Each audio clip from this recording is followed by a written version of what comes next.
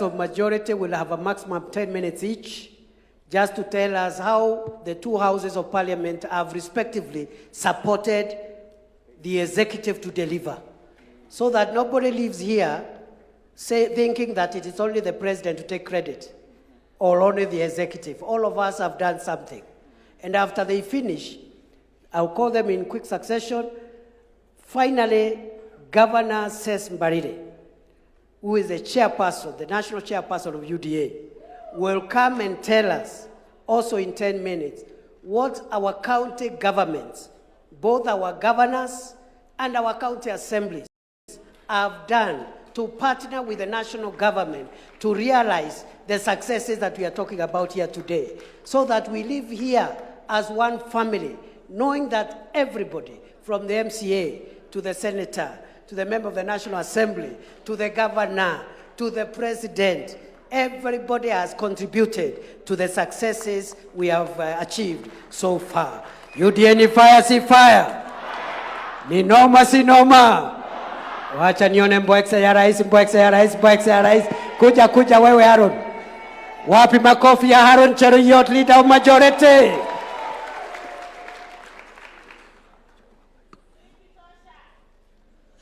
Thank you.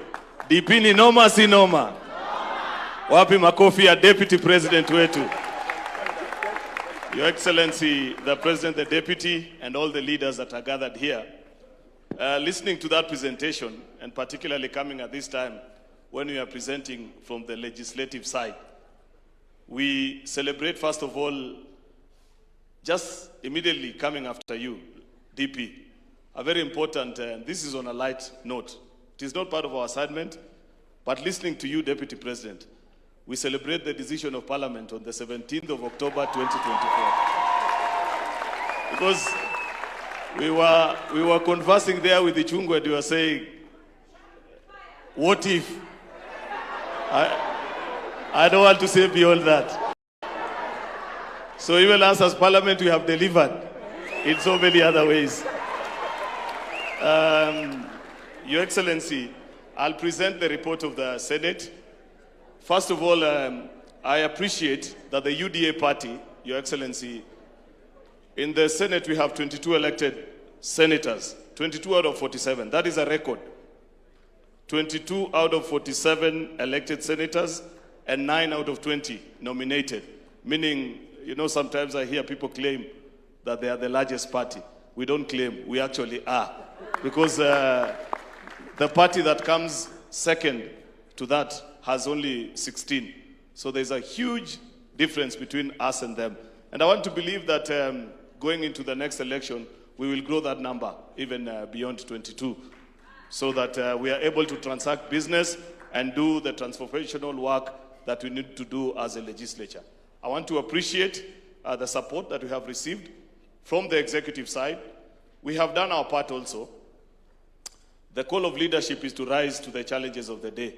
And many times, we at the legislature, when we receive legislative proposals from the executive, we take our time and share our thoughts, infuse that which we feel will work better for the country, and finally send it over to the president for assent, and it becomes law. And many times, we do that fully aware that we went to the campaigns together. You led us as a team, and there are promises that we made to the people of Kenya, which we in Parliament work hard to ensure that we implement.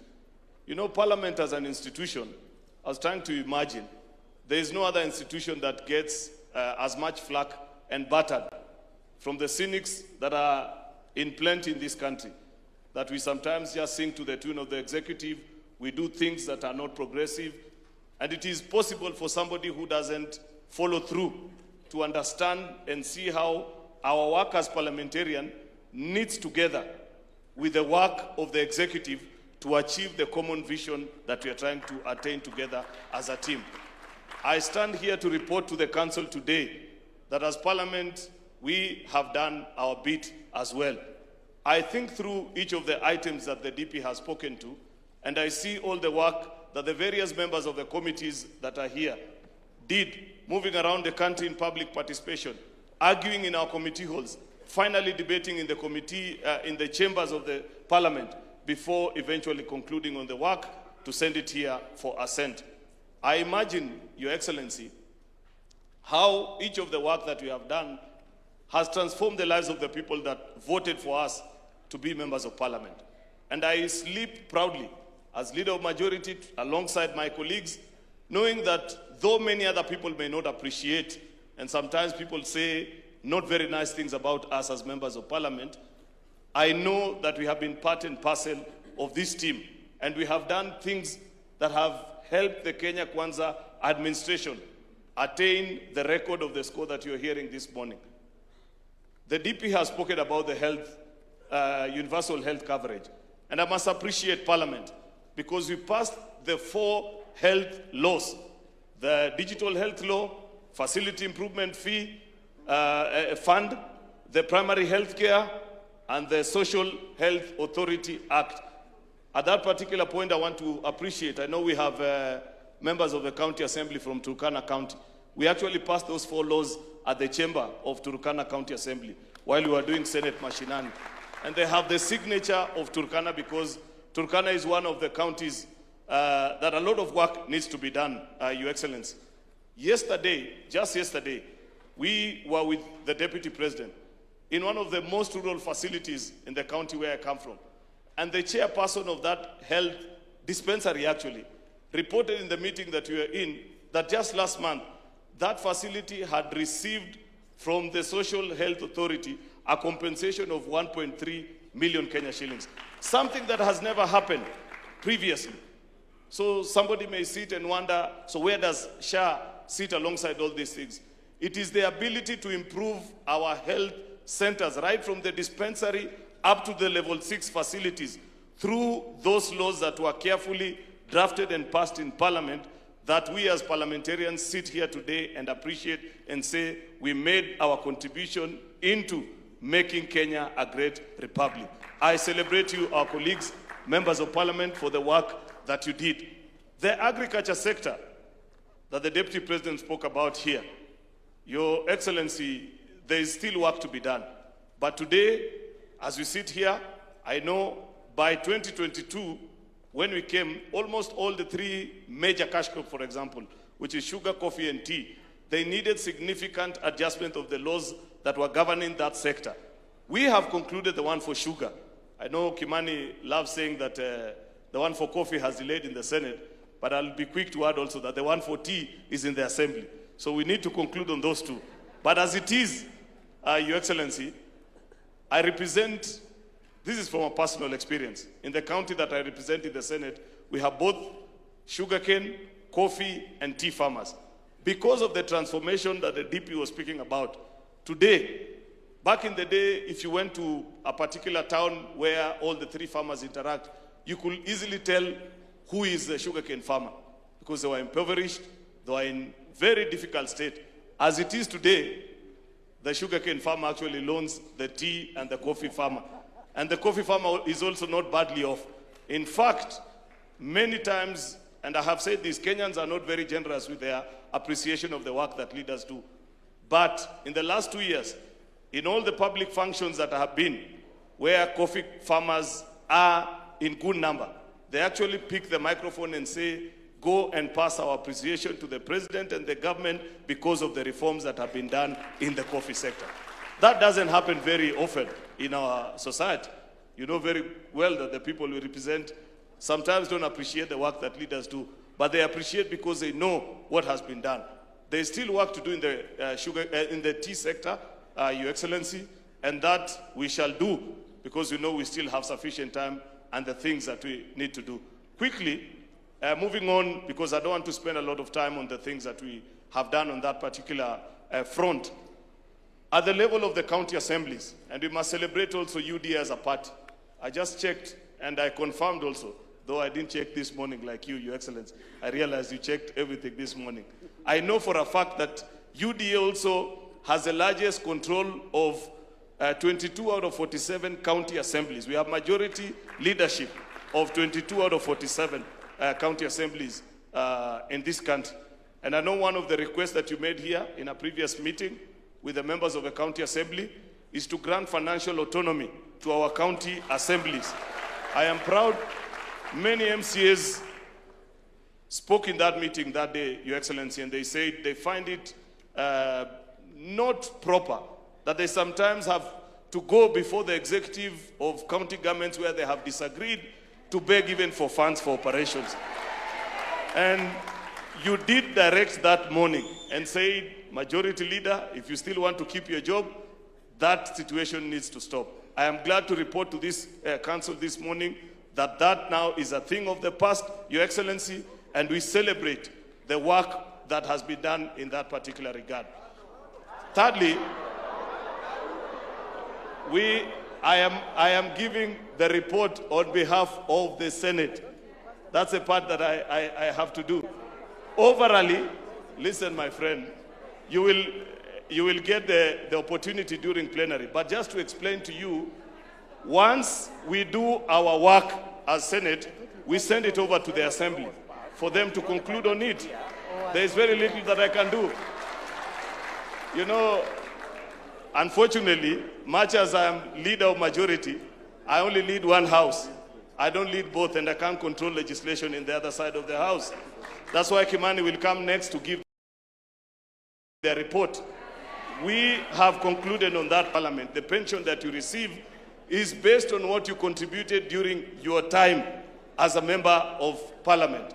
It is our proposal, and this is something, because eventually we will do an exit report of this session of leadership, that to stop this push and pull, because Treasury have been quite clear with us that they want to stop this business of pension by contribution of other Kenyans and moving it to 100% contributory, just like it is for Parliament.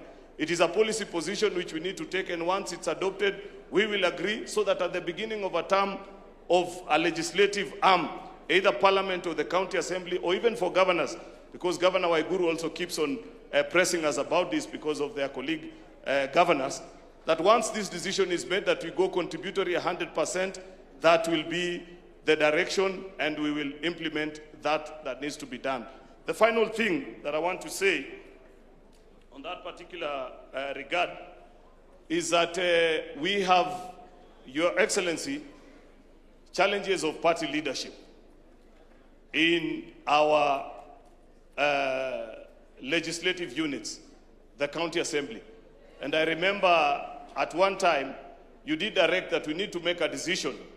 And perhaps during the plenary session today, Your Excellency, because you did guide that this is going to be a consultative meeting, it will be important that we make a decision on how party leadership is attained in our county assemblies. Because the Secretary General will report to you that almost on a weekly, if not monthly basis, there are disputes that arise from county assemblies. And it is the feeling of most members that sometimes, due to their proximity, of course, to national leaders, there is control from the county government to a level that is not effective on the executive side towards the county assembly. That once that decision is made, the political party's amendment that is before Parliament right now, we will put it in law drafted, because as it is today, the parties unilaterally make a decision. But we need to draft it in law so that we make a final decision on how leadership of majority leader, whip, and their deputies is attained at the county assembly, so that we no longer see this business of people coming to vote at the party headquarters. I know it's not an easy decision, but it will be interesting to hear from the members that are here on that particular matter can be resolved. I think, Your Excellency, I have done my 10 minutes. I had two other things that I wanted to say, but I feel I need to respect the fact that you guided us on time. The final thing, I know this is not very easy, Your Excellency, but I have said, I don't know which language to use, that there will be a plenary session. The things that I forget, please raise them during the plenary session. And if you see me avoiding, it's because I don't want to delve into that particular topic, but you have the liberty because this is a council. I want to speak on the issue of shareable revenue. Your Excellency, the Deputy President, you have been a senator before, and you know our perspective on shareable revenue and the dispute that we've always had with our colleagues from the National Assembly on how resources are shared between the two levels of government. While we celebrate that we have moved actually, it is during the tenure of this administration that we crossed the 400 billion mark. It is the position of the Senate that a lot more still needs to be done. If you see what is being done in our devolved units, you will appreciate, and I know for a fact that we don't have an endless pool of resources, and it's not an easy decision sometimes to decide. But given the balance of power between our House and the National Assembly, I want to argue before you, Your Excellency, today, that in many of the national government projects that are being done today, that there is a correlation between the national and the county governments. After perfecting of the model, it is possible to transfer some of those functions to counties because our devolved units equally deserve the opportunity to grow and become stable units of administration the way it was decided in our county government. And while I say that, I'm speaking about markets, I'm speaking about some of the housing and some of the rural roads, Your Excellency. I know it's a controversial topic, but that is our position as the Senate. With those many remarks, I beg to submit. God bless you all. Thank you very much. A round of applause for Leader of Majority Makofi. Wacha sasa tumuulize Leader of Majority Kimani Ichung'wah, National Assembly. Aseme jambo ni fire si fire. UDA ni fire si fire. Asante, Your Excellency, the President, Deputy President, our Prime Cabinet Secretary na viongozi wote, hamjamboni. Mine also I have 10 minutes, and Your Excellency, I will not repeat or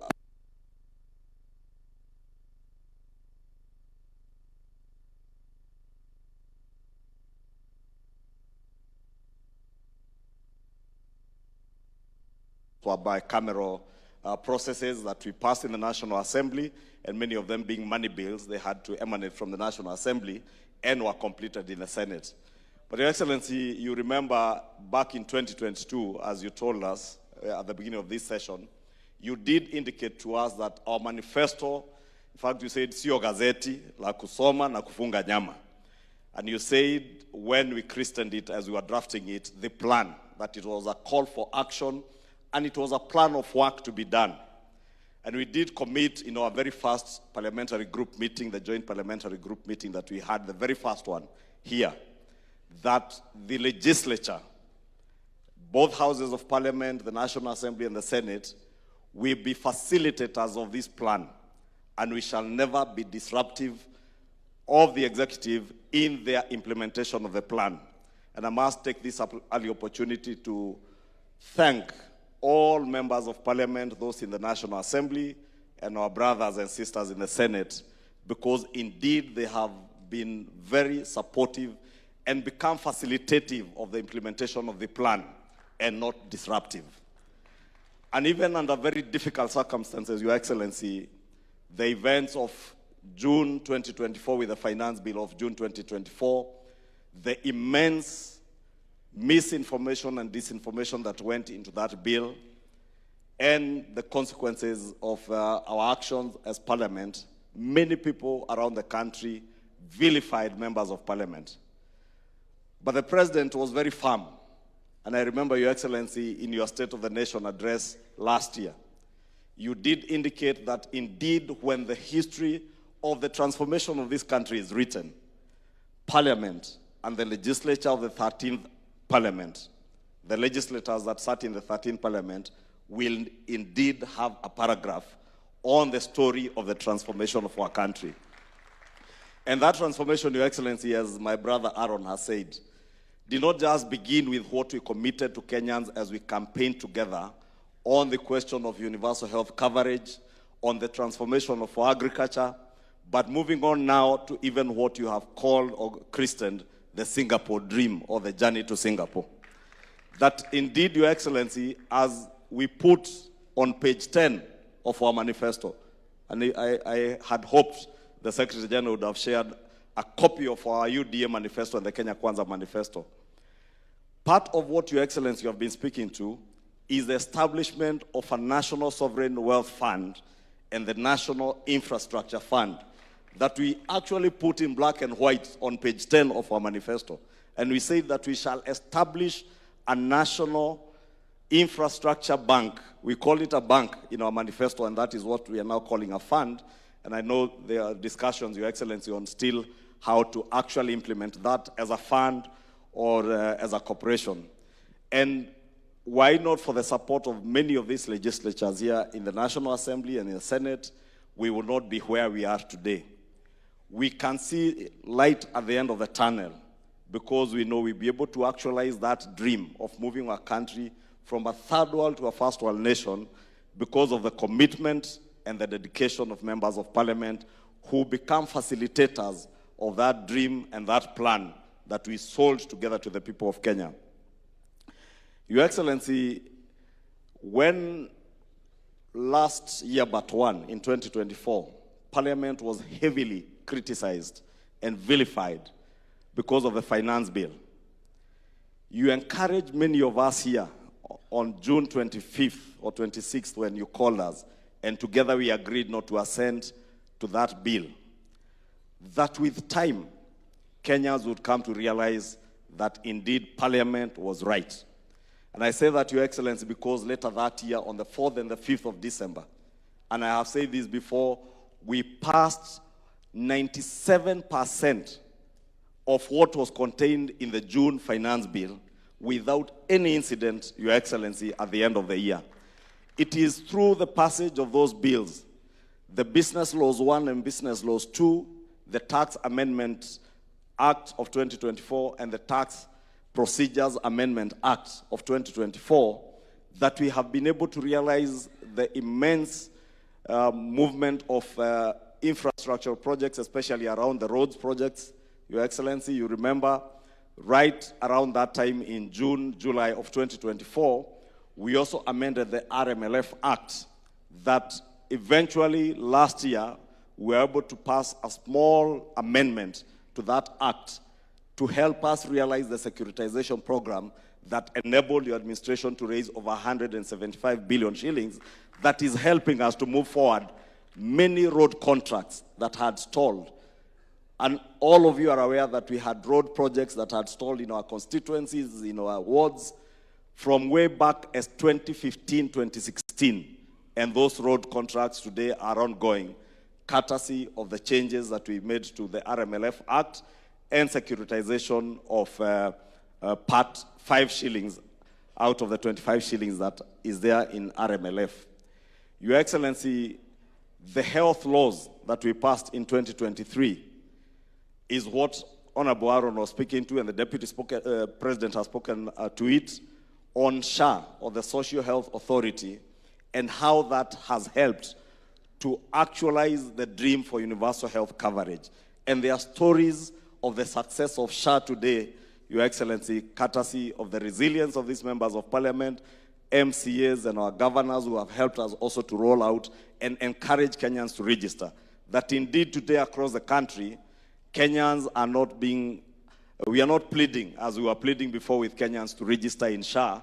They are the ones through word of mouth who are encouraging each other to register for SHA to be able to benefit from universal health coverage.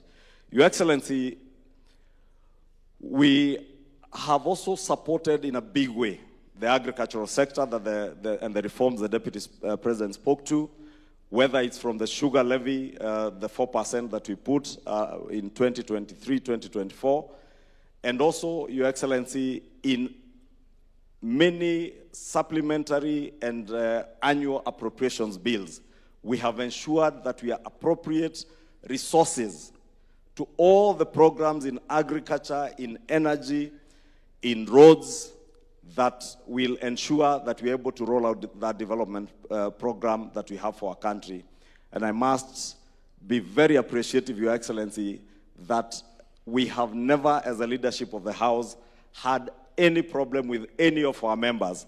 And indeed, we have seen the support of many members of parliament, even being able to speak to those who do not subscribe to our manifesto, to convince them in the passage of the appropriations bills that we do, the finance bills that we have been doing every year, because without the appropriation bills that we pass in the National Assembly, the supplementary appropriations that come to supplement what would otherwise not have been provided in the main appropriations bill, that is what actually rolls out the programs that we are speaking about here today. And we indeed feel part and parcel of the successes of this administration because, as Aaron has said, we campaign together and we are one team. Your Excellency, I did allude to the infrastructure fund. And I know many of the laws that we have passed have come in to feed this plan that we are speaking about here today. But the most critical that is ahead of us now is the establishment of that National Sovereign Wealth Fund and the National Infrastructure Fund. And Your Excellency, when last year in the State of the Nation address you spoke to Kenyans and spoke of the dream to raise money through privatization of our state-owned enterprises, many people took it as a story, and indeed many pundits in the media said that this is a new narrative, to Singapore. But today, Your Excellency, with the opening of the IPO of Kenya Pipeline and the ongoing process in the privatization of Safaricom, we can actually see it now becoming a reality.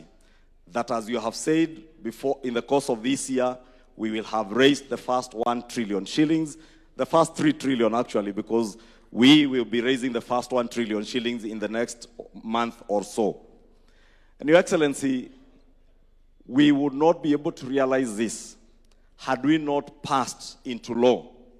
And I must thank members of Parliament who helped us to repeal and reenact the Privatization Act that established that legal framework that now is enabling the privatization of state-owned enterprises.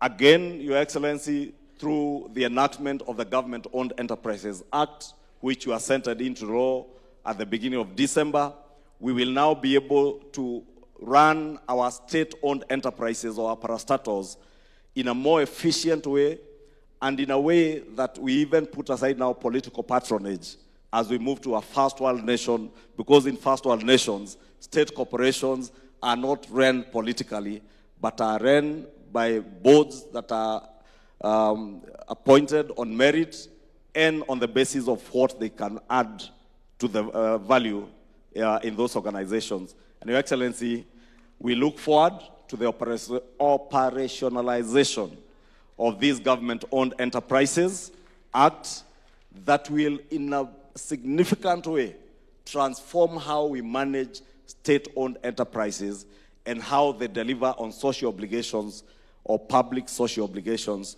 to the people of Kenya that have elected all of us. Finally, Your Excellency, on the National Infrastructure Fund, I know it has been lost to many people. How do we raise 1 trillion shillings? And Your Excellency, is good because I'm a student of economics and an accountant. To just take 2 seconds to explain. For instance, the Deputy President spoke to the construction of a new airport. That new airport will probably cost, I don't know how much, maybe about 200 billion shillings. If we were to raise taxes or revenue to finance that project, 200 billion shillings from our taxes, it would mean we go back and increase taxes to Kenyans. And we did commit that we shall no longer continue raising taxes from Kenyans. Equally, the President has told us that he took over an administration that inherited heavy debts, public debt. And we also committed, as we campaigned together, that we shall not burden our country with more debt, more public debt. 200 billion shillings to build an airport would have to go and borrow or raise taxes. But with the sale of the 65% that we are selling of Kenya Pipeline, if you raise 100 billion shillings, it is good to appreciate that even the people you see in the private sector come to invest in very heavy infrastructural projects that require a lot of capital. many of them do not own the capital that they use to develop those projects. Indeed, what they do is to leverage on the capital they have to be able to raise more money from the financial markets. And that is what this administration intends to do through the National Infrastructure Fund or Corporation, or whatever we will call it, to be able to raise money that you will leverage on to lift those very capital-intensive infrastructure projects like the airport, a new airport. That if you need 200 billion shillings to build a new airport at JKIA, many private sector people will probably just need to raise 25% of that. 25% of 200 billion is 50 billion shillings. Out of the 50 billion shillings, if we invest from the National Infrastructure Fund 25 billion shillings or 26 billion, we will own 50% of the project through equity. Then the project, not the government of Kenya now, but the project that is commercially viable, which can repay itself and generate more revenue and more income to the government of Kenya and be able to repay its own debt. The project then will go and borrow the 75% to be able to finance up to 200 billion after only making an investment of 25 billion shillings. That 25 billion shillings is what we are now raising through the sale of KPC, Safaricom, and many of the other state corporations. And Your Excellency, I just took liberty to explain that because I know we are many here, and it's a good opportunity to educate each other so that we understand. Because you hear a lot of negativity from the naysayers, and what Your Excellency, you called the other day masters of political deceit and intellectual conmanship. And they are there, and there are very many. And many who do not understand where we are going and how we are doing it. And therefore, I want to take this opportunity to call on all of us to educate others, because part of the objectives of this NGC is also to educate each other so that from here, we will get many ambassadors who will take this message home to the villages, to our wards, to our constituencies, and to the people who vote for us and who voted for this administration. Finally, Your Excellency, I know there's an issue that has been raised on bicameral bills that are pending. I do know the one for the financial autonomy for the county assembly, because we have members of our county assemblies here. Let me confirm to this assembly that that bill came from the Senate, we passed it in the National Assembly, and the President assented it into law. It is now an act of parliament. The only small issue that was pending, or that is still pending, is that we did this in the middle of a financial year.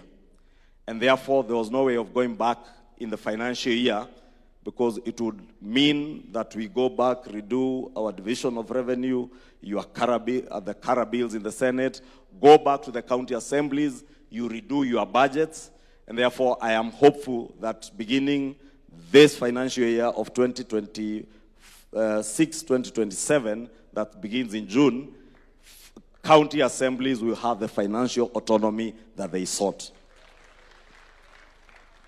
2 is on pensions, both for governors and members of the county assemblies. Those bills are still pending. We are waiting for some consultation with the National Treasury, and more so because Governor Igoro has been asking me about this every day,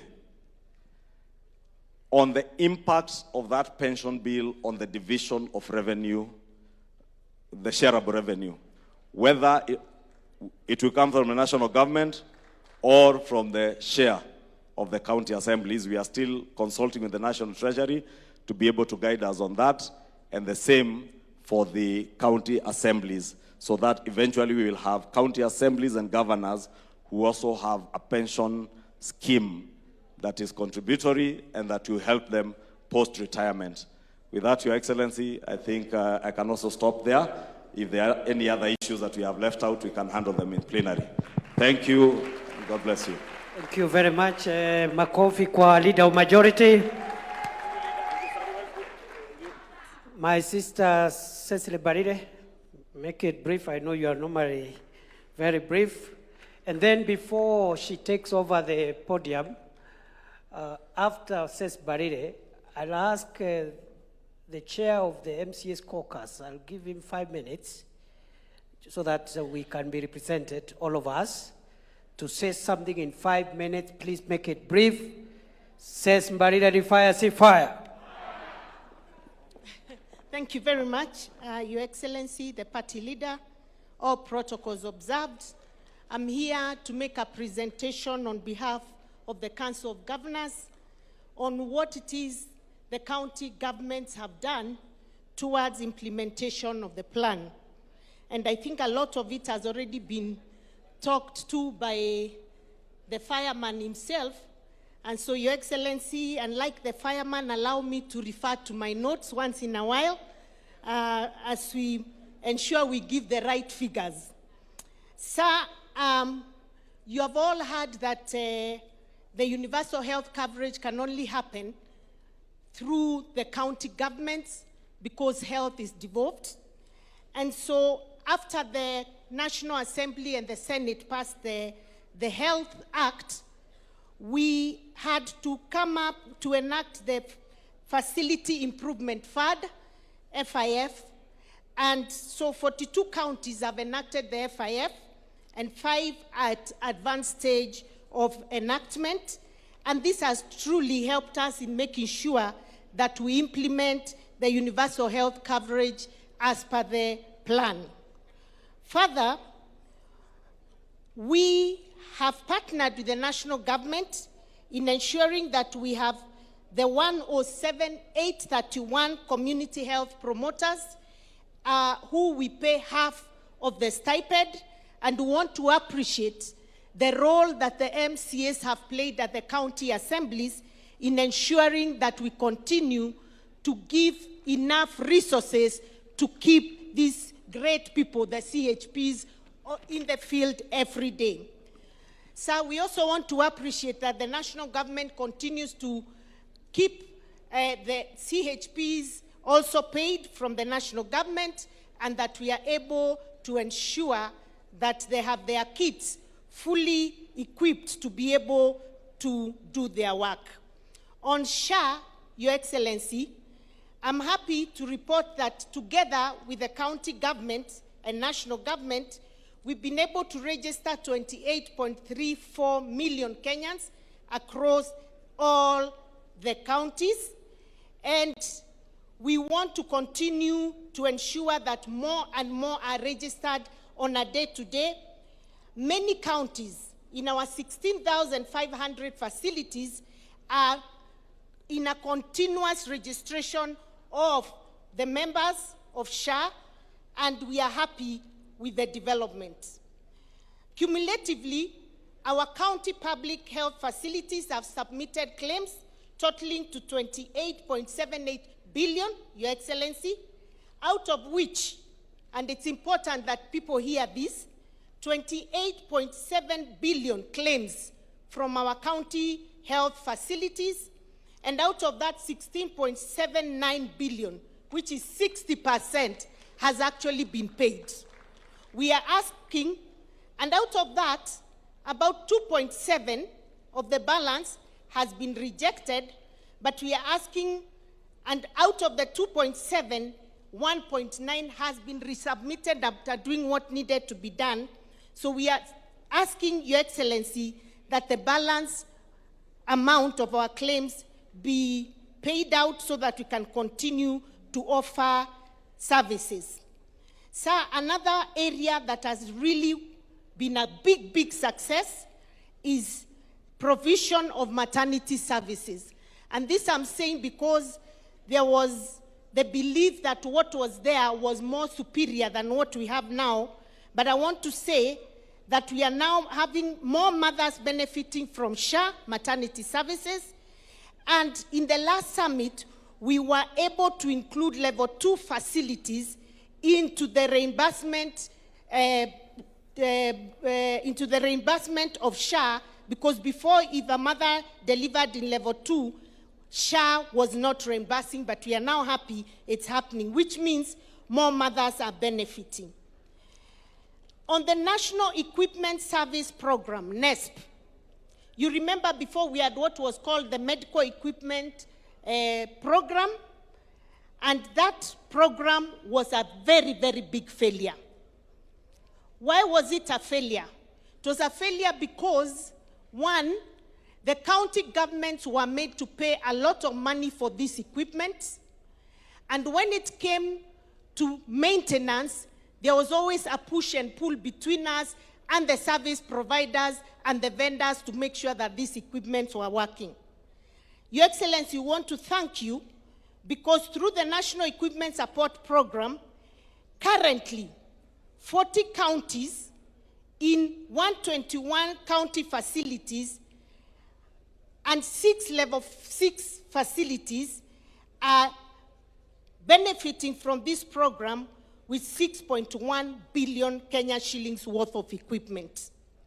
Also, 75 equipments are being installed in various county facilities across the country, and the program has offered over 232,000 services since its inception in March 2025.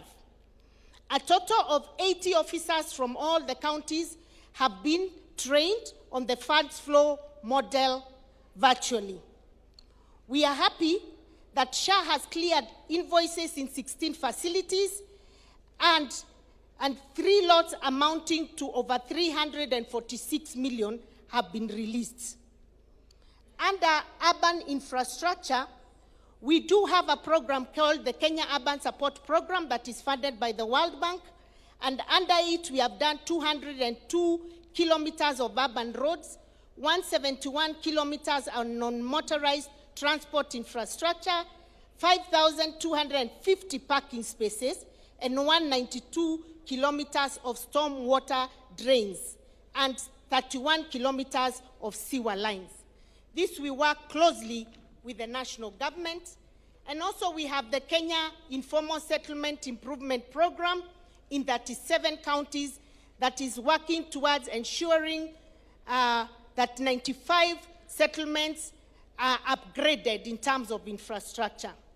In agriculture, Your Excellency, we are happy to report that we continue to provide the last mile distribution of fertilizer to our farmers, and we are happy with the partnership that we are having.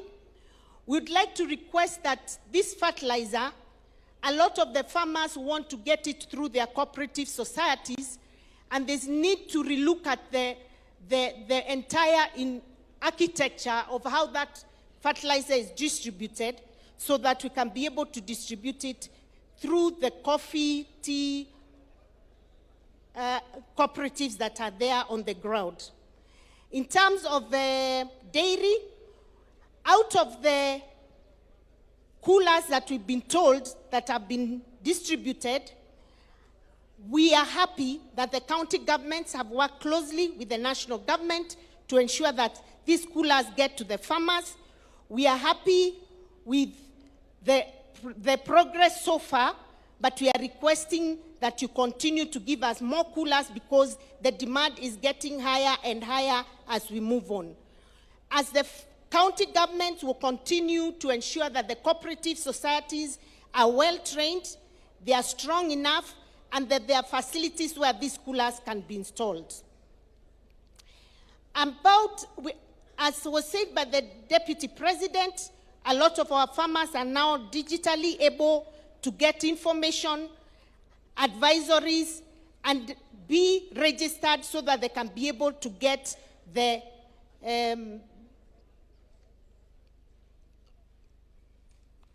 fertilizer. We have about 1,925 agripreneurs recruited with zone mapping and business accelerator onboarding completed. These agripreneurs are really helping with extension services. About 28 officers have also been trained in livestock management, 60 county staff sensitized on sustainable feeds, 39 vet doctors, directors sensitized, and over 160,000 animals vaccinated under the e-voucher program.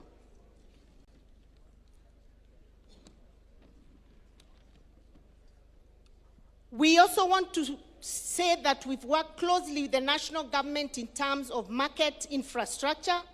There are over 400 plus markets that are going on right now in the county are being done in collaboration with the county governments. We are providing the land and the management of those markets once they are complete. We appreciate that. Over 860 circles have been mapped out across the counties, one circle per ward, especially in the counties that are benefiting from the NAF CDP.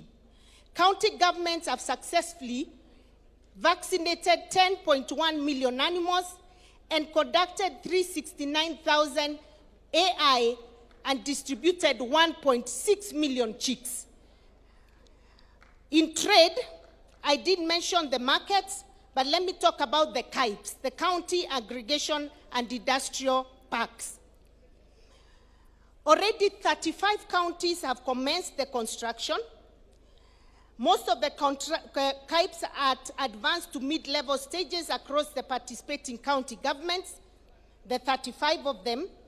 And I want to say that we are proud to say quite a number are almost in completion, with Meru leading at 99.3% completion, followed closely by Embu at 88%, Garissa 88%, Kirinyaga 86%, Migori 85%, Wajir 80%, Kisii 80%, Busia 79.2%, Machakos 74%, Kwale 69%. We want to thank His Excellency the Deputy President, who has provided leadership in ensuring that the first 11 counties will be able to be operationalized between mid-year 2026 to end of 2026. There's some moderate progress also happening in various other counties. Homa Bay, Bungoma, Uasin Gishu, Kakamega, etc. And we are very, very grateful. We have also, each country has been able to look at, identify their value chains and come up with an implementation plan. And that is work we are doing very closely with the county, with the national government. In the area of blue economy that I think you all heard, there's a lot of work going on. Counties have distributed about 760,000 kilograms of fish feed to farmers and constructed 12 new fish markets across 10 counties. Additionally, 22 beach management units registered as cooperative societies that have been established, especially in the 7 coastal region counties. On education, Your Excellency, we have enrolled in pre-primary education levels 1 and 2, and we have been able to increase our numbers from 2.9 million compared to 2.8 million in the previous year. And we have, for the first time, developed scheme of service for our pre-primary education teachers. We have also employed 79,864 teachers across the different counties. Our main concern though, sir, and I think we mentioned it at the summit, is counties have bursaries but are unable to disburse the same because of the challenge we are having with the controller of budget. We kindly request that you consider helping us to be able to handle that matter so that we can unlock this big problem. For now, we are completely unable to give the bursaries. As I come to the end, I want to request, we are happy, Your Excellency, that the two National Assembly and the Senate did pass the law that allowed for the independence of our county assemblies. And I want to say, as a Council of Governors, we were in full support of that. We feel it is the best way forward. But we want to request in the NADCO report, Your Excellency, other than pensions, there was also a request to institutionalize the ward fund, just like the national government, the CDF fund and the GAF. So we are requesting that this be expedited so that these MCAs can continue to do the great work they are doing through their ward fund.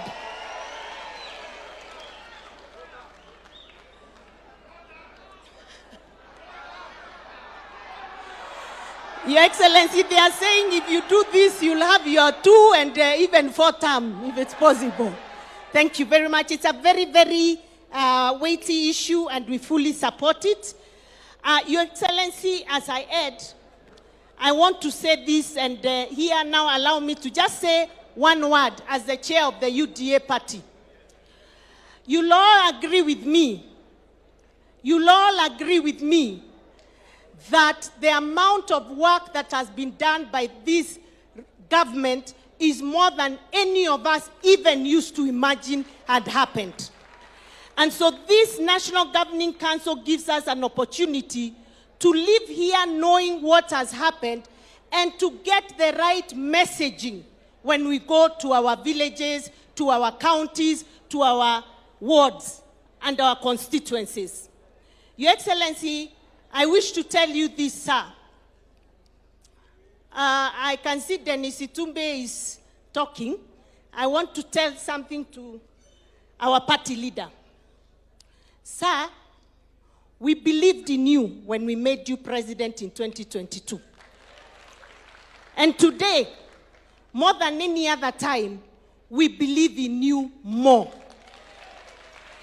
And I want to take this opportunity to congratulate you for the great work you have done.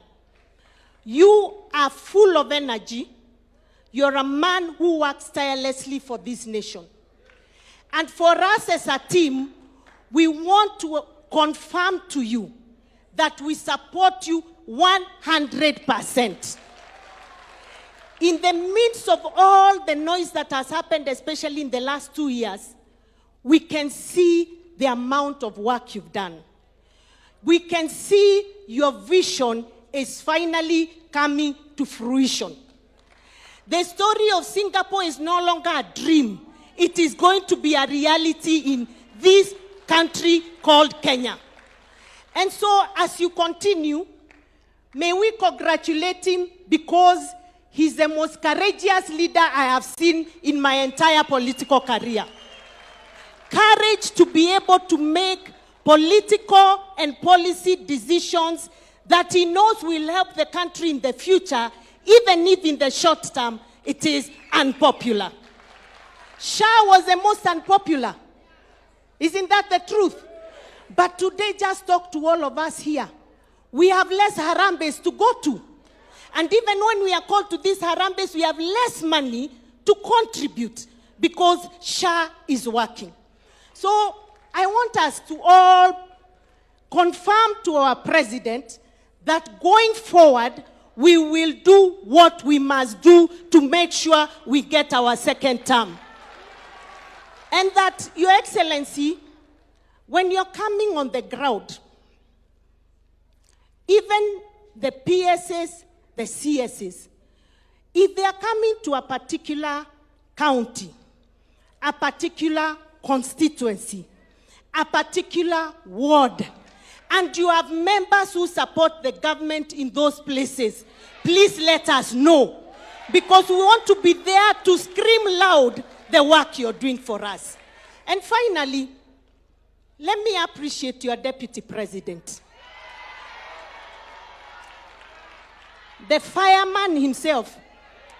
First of all, I keep telling you that fire and Norma and Bwekse gave us fresh impetus. And we want to thank you because we've seen you crisscross the entire country, talking about government programs and projects without fear and with clarity. And today we have confirmed as you stood here that, Your Excellency, this was the best decision you ever made. And so, we will continue to support you, Your Excellency, the Deputy President. And please continue to ensure there's fire across the entire country. Continue to give the President the much-needed support that he had lacked for 2 years. And Your Excellency, Paul, for what happened for 2 years, we didn't know you are suffering in silence until this guy came. So we are happy that you are making it. And you're doing a great job, Mr. Fireman. Kindiki ni fire, see fire. You have the support of the entire leadership of UDA and the affiliate parties. Thank you very much. May God bless you. Long live William Samoei. Asante.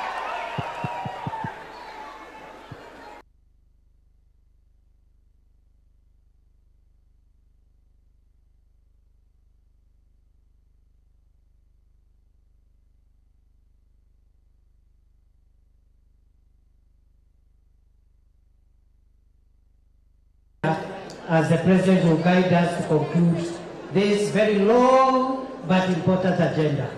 Endelea tafadhali. Hata wewe ni fire. Asante. Thank you very much, Your Excellency.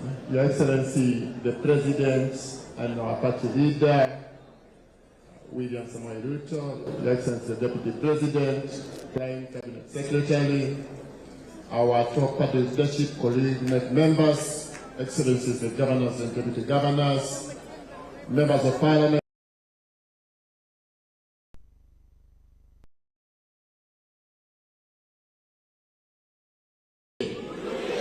Harambee! UDA! Kazi ni kazi! Kazi ni kazi! Hapo sana.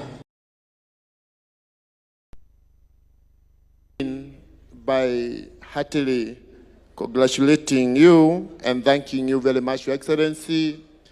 You know, of all political parties in the Republic of Kenya, it's the UDA which have the highest number of MCAs in its top-making organ, the NEC. We are 6 of us, Your Excellency. Thank you very much. Your Excellency, I want to thank you because, as has been said here, already you have signed the autonomy bill into law. Now, we want to beg you, and I say this on behalf of my colleague MCAs. We don't want, when our party leader, when the Commander-in-Chief of the Defense Forces of the Republic of Kenya, when he has signed something into law, implementation remains the key word, and it should be implemented as fast as possible. Your Excellency, these colleague MCAs, they've requested you in the past, and they still insist every time we are conversing. They say when they talk about World Development Fund, it's not money that goes to their pockets, but money that goes to the citizenry in their wards. Your Excellency, because our MCAs ndio jeshi yako ya ground. Sisi, we are not demanding, Your Excellency. You are our boss. We are humbly requesting, ikiwezekana, hawa jeshi yako ya mashinani, they see World Fund kabla tufike kukukampenia huko bele. Your Excellency, mambo ya basali imetajwa hapa. Sisi kama jeshi yako ya mashinani, ni vizuri tukujulishe, na komptrora wetu pia asikie hili. Hii pesa ya basali, saa hii, kuna watoto wanapata matatizo huko chini. Kwa hivyo hiyo pesa ya basali nayo irudishwe, kaunti ziruhusiwe, basali ipeanwe pale kwa ward.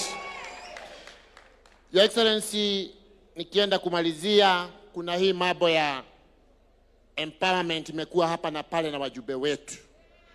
Ikiwezekana, jeshi yako ya MCAs wanataka kupeleka empowerment kwa ward zetu. Ndio wakipeleka pale wanasema William Ruto ni 2 term. Na hata kuna wengine wameanza wanasema Professor Kindiki ni 4 term. Hiyo yote jeshi yako iko tayari kufanya. Nikimalizia, we thank you very much. You know, Your Excellency, you rightly keep observing you have a deputy who is a professor. And the professor is the person in charge of devolution. I want to finish by quoting 2 of his statements. Number 1, tukiwa kule Bele, because your election campaign, Mr. President, will be built on this. Your deputy, Judy alikuwa anatuongoza, akasema, nenda kumwiratiriri, tugathura wa Muthende, wa Muthende, wa Muthende. Na wa Muthende akapita, Your Excellency. Ya pili, nikimalizia, akasema, wewe Goliath, siku ya Haramisi tutakumalizia. Na hata siku ya leo tunasema hivi, wewe Goliath, umetusi rais wetu sana. Umemuita Kasongo. Mwaka ujao tunaonana na wewe. Ukatusi deputy president wetu. Ukamuita Soprano wewe. Na huyu ni professor. Huyu ni professor.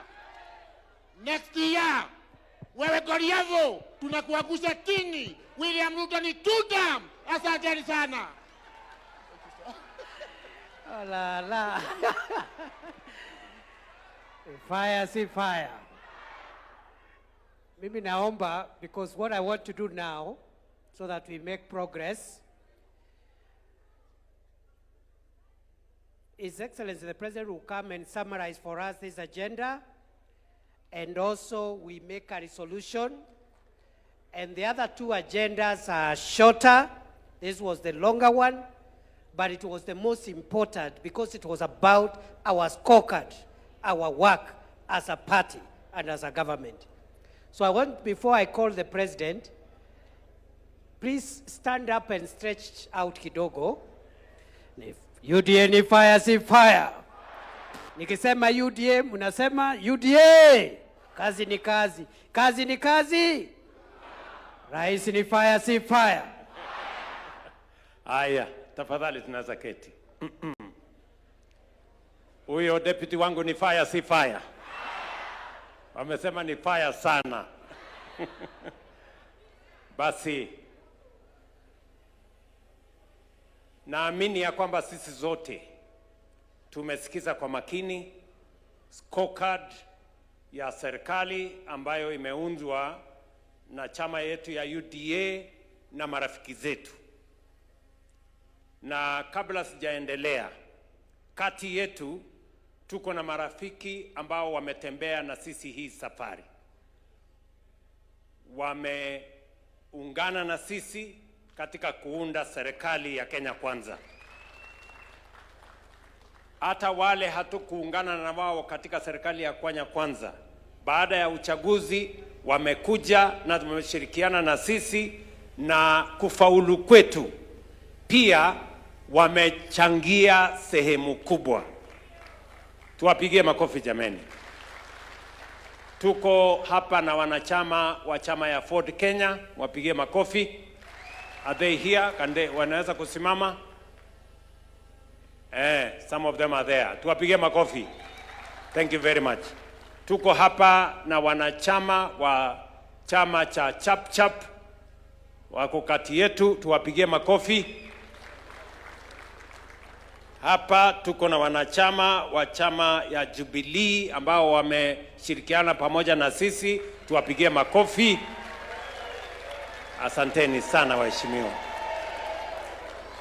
Tuko hapa na wanachama wa CCK, sijui kama wako humu ndani, kule nyuma wapigie makofi. Tuko hapa na wanachama wa UDM walimeungana na sisi, tuko na Gavana Mahmoud hapa na viongozi wengine kule nyuma. Asanteni sana. Sijui kama kuna chama ingine nimesahau. Tuko na Wiper. Wale wamekuwa katika chama cha Wiper wako hapa, wapigie makofi.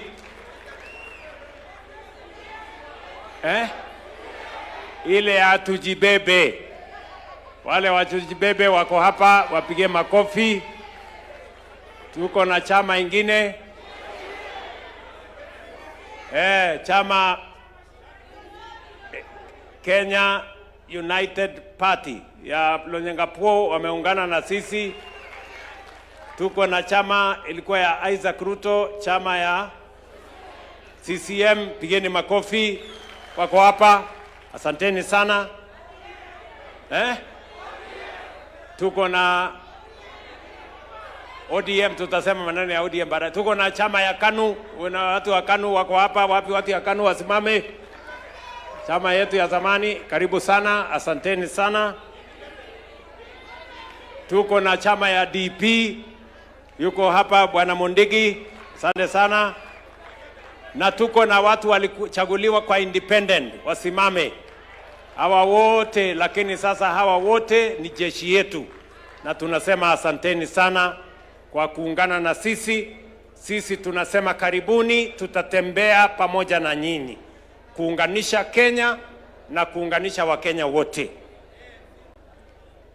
Mimi nataka nichukue nafasi hii in a very special way kurecognize ndugu yetu Musalia Mudavadi na chama ya ANC. Former members of ANC wasimame tuone jameni.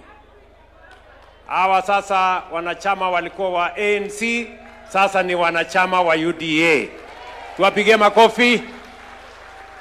Asanteni sana. Na mwisho kabisa, mimi nataka tukubaliane hapa ya kwamba tumesikia kwa kirefu implementation, vile tumetekeleza manifesto ya Kenya Kwanza. Si ni kweli? Tumesikia kutoka kwa profesa. Huyu profesa, hata kwa maoni yenu, anaelewa hiyo kazi ama haelewi? Si ametueleza vizuri vile tumesonga mbele na manifesto ya chama na vile tumetekeleza. Unajua Kenya hii kuna watu wa porojo mingi, propaganda mingi, kule kwa social media imejaa fitina, hakuna kazi imefanyika, wale walituambia uongo. Lakini tunasimama hapa leo ili wale wanasema ya kwamba tuliwaambia Wakenya uongo waaibike. Leo tunasimama hapa, scorecard yetu inaonyesha wazi ya kwamba yale makubaliano tulikubaliana na Wakenya, manifesto Wakenya milioni 7.2 walipigia kura, imetekelezwa almost 80%. Maneno ya uchumi ni vile profesa ametueleza. Uchumi ya Kenya sasa iko imara. Maneno ya kilimo, tumesukuma kilimo sasa inaeleweka wazi. Hata tukizungumza hapa leo, tayari tuko na magunia milioni 8 ya mbolea ya msimu wa long range, ambayo tayari almost 3 million bags iko katika stores zetu. Wakulima wanaweza kuanza kupanda from now mpaka April. Last year tulitumia magunia 10.1 million bags of fertilizer last year. This year we are estimating 12.5 million bags of fertilizer, and already 3 million bags are in our stores. Another 3 million bags are already in Mombasa on its way to the stores, and we plan to use 8 million bags in the long range between now and April, May this year. So our commitment to making sure that we transform Kenya is solid, and it is on a solid foundation. Vile profesa ametueleza mambo ya ufugaji, hata ile sex cement ilikuwa shilingi 8,000. Today sex cement for our dairy is 1,400 shillings from 8,000. And that is why Kenya has moved from producing 4.6 billion liters of milk to 5.2 billion liters of milk today. Kenya is now the largest milk producer in Africa. And that is a fact.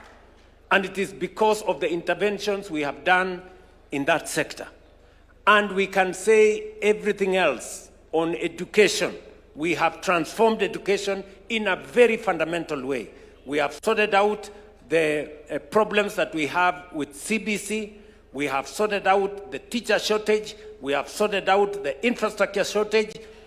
21 universities have been declared insolvent.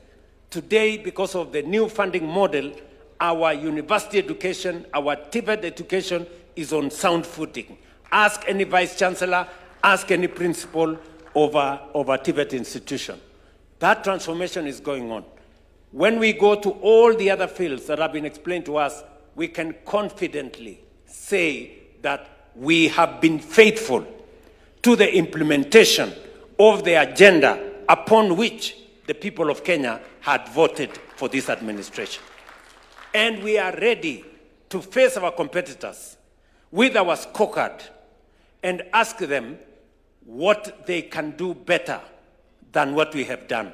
That is the competition we want to have with our competitors. We do not want to compete on the basis of insults.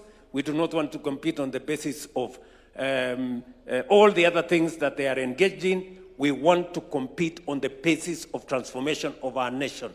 Who has better ideas, who have a better scorecard, and who have a better plan for the future of the nation. And that is why, as I stand here, I want to encourage you, as leaders of UDA, part of the problem we have had is that we have had too much negativity. The reason why Professor has taken time, together with Seth and Kimani and Aaron, have taken time to explain to us.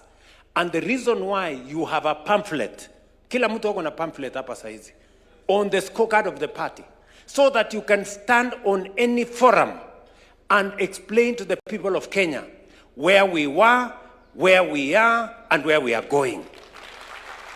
Si kila mtu sasa hako na manifesto, hako na scorecard ya chama. Because we do not want to come to any constituency or any ward and we are struggling to tell the people what this administration has done. You allow people with propaganda na watu tu wa fitina waeleze wananchi hakuna kazi imefanyika. Today, as I talk to you, the roads that had stalled, nyinyi mnajua, when we came into office, most contractors had left sites. Majority of the contractors had left sites. Lakini leo, all the contractors are back. All of them. Kama kuna mahali, maybe 5% ndio bado. Lakini 95% of the contractors are on site. They are working. And I want to confirm to you, we raised 175 billion. We are raising another 120 billion to make sure that all our contractors are on site until we complete the 6,000 kilometers of road that is going on in Kenya today. Hiyo program inaendelea. Program ya kwa mfano, nimeona dada yangu wa Mushomba yuko hapa. Pigeni makofi. We had a big problem with Mau Mau roads. Si ni kweli? And that was the quarrel wa Mushomba had with me. Maneno ya Mau Mau roads. And I want to say, when we came into office, only 20% of Mau Mau roads, only 20% of Mau Mau roads had gone on. About 600 kilometers of Mau Mau roads, only 20% had been done. Today, most of those roads are either 50, 60, 70% complete. And all contractors are on site. This year alone, we have allocated 2 billion shillings for Mau Mau roads. And we want to make sure we complete all the Mau Mau roads before 2027, so that we make sure that we can keep our promise to the people of Kenya as we spread road infrastructure across the Republic of Kenya. Tuko pamoja jameni? There was no way we were going to do all this when our economy was in tatters. And that is why we took time to consolidate our economy, to make sure that we make the right decision so that we can stand on a firm footing to drive our development agenda. And let me complete by saying the following. Now that we have a great scorecard that we are undertaking, Most of the programs have been rolled into place. We now have a plan for the future because we need continuity. And because we have a plan for the future, you have heard us say that we now have a clear plan on how we are going to move our country to the first world. And we also are not just talking about a plan. We also know how to finance that plan. Nyie mnanielewa? Because the problem with Kenya is not the absence of plans, is not the public, is not even money.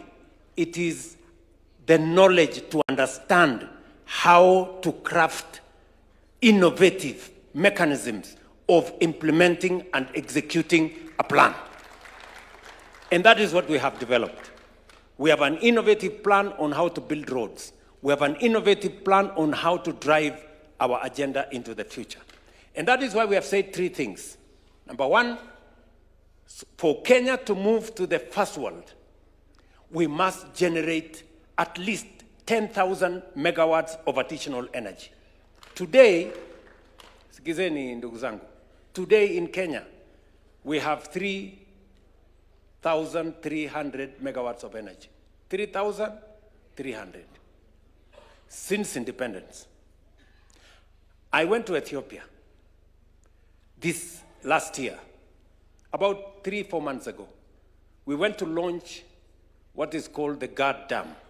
In that dam, one dam, they are producing 5,400 megawatts. One dam. The whole of Kenya is 3,300. Munaona iko shida ama hakuna shida? Na ni shida hiyo ni kidogo ama ni kubwa? Shida hiyo ni kubwa sana. Sisi tunaelewana? And you know, we cannot drive our transformation if we do not have the energy to drive it. That is why we need to generate more energy. We cannot commit ourselves to industrialization if we do not generate energy. To generate that energy, we need between 10 and 12 billion dollars. That's about 1.5 trillion Kenya shillings. And do not worry, we will get the 1.5 trillion shillings. Tuko na njia ya kupata hiyo pesa. Do you understand what I'm saying? So that is the way we want to go. Let me give you an example. When I was invited to go to the United States by President Joe Biden, we signed an agreement between Kenya,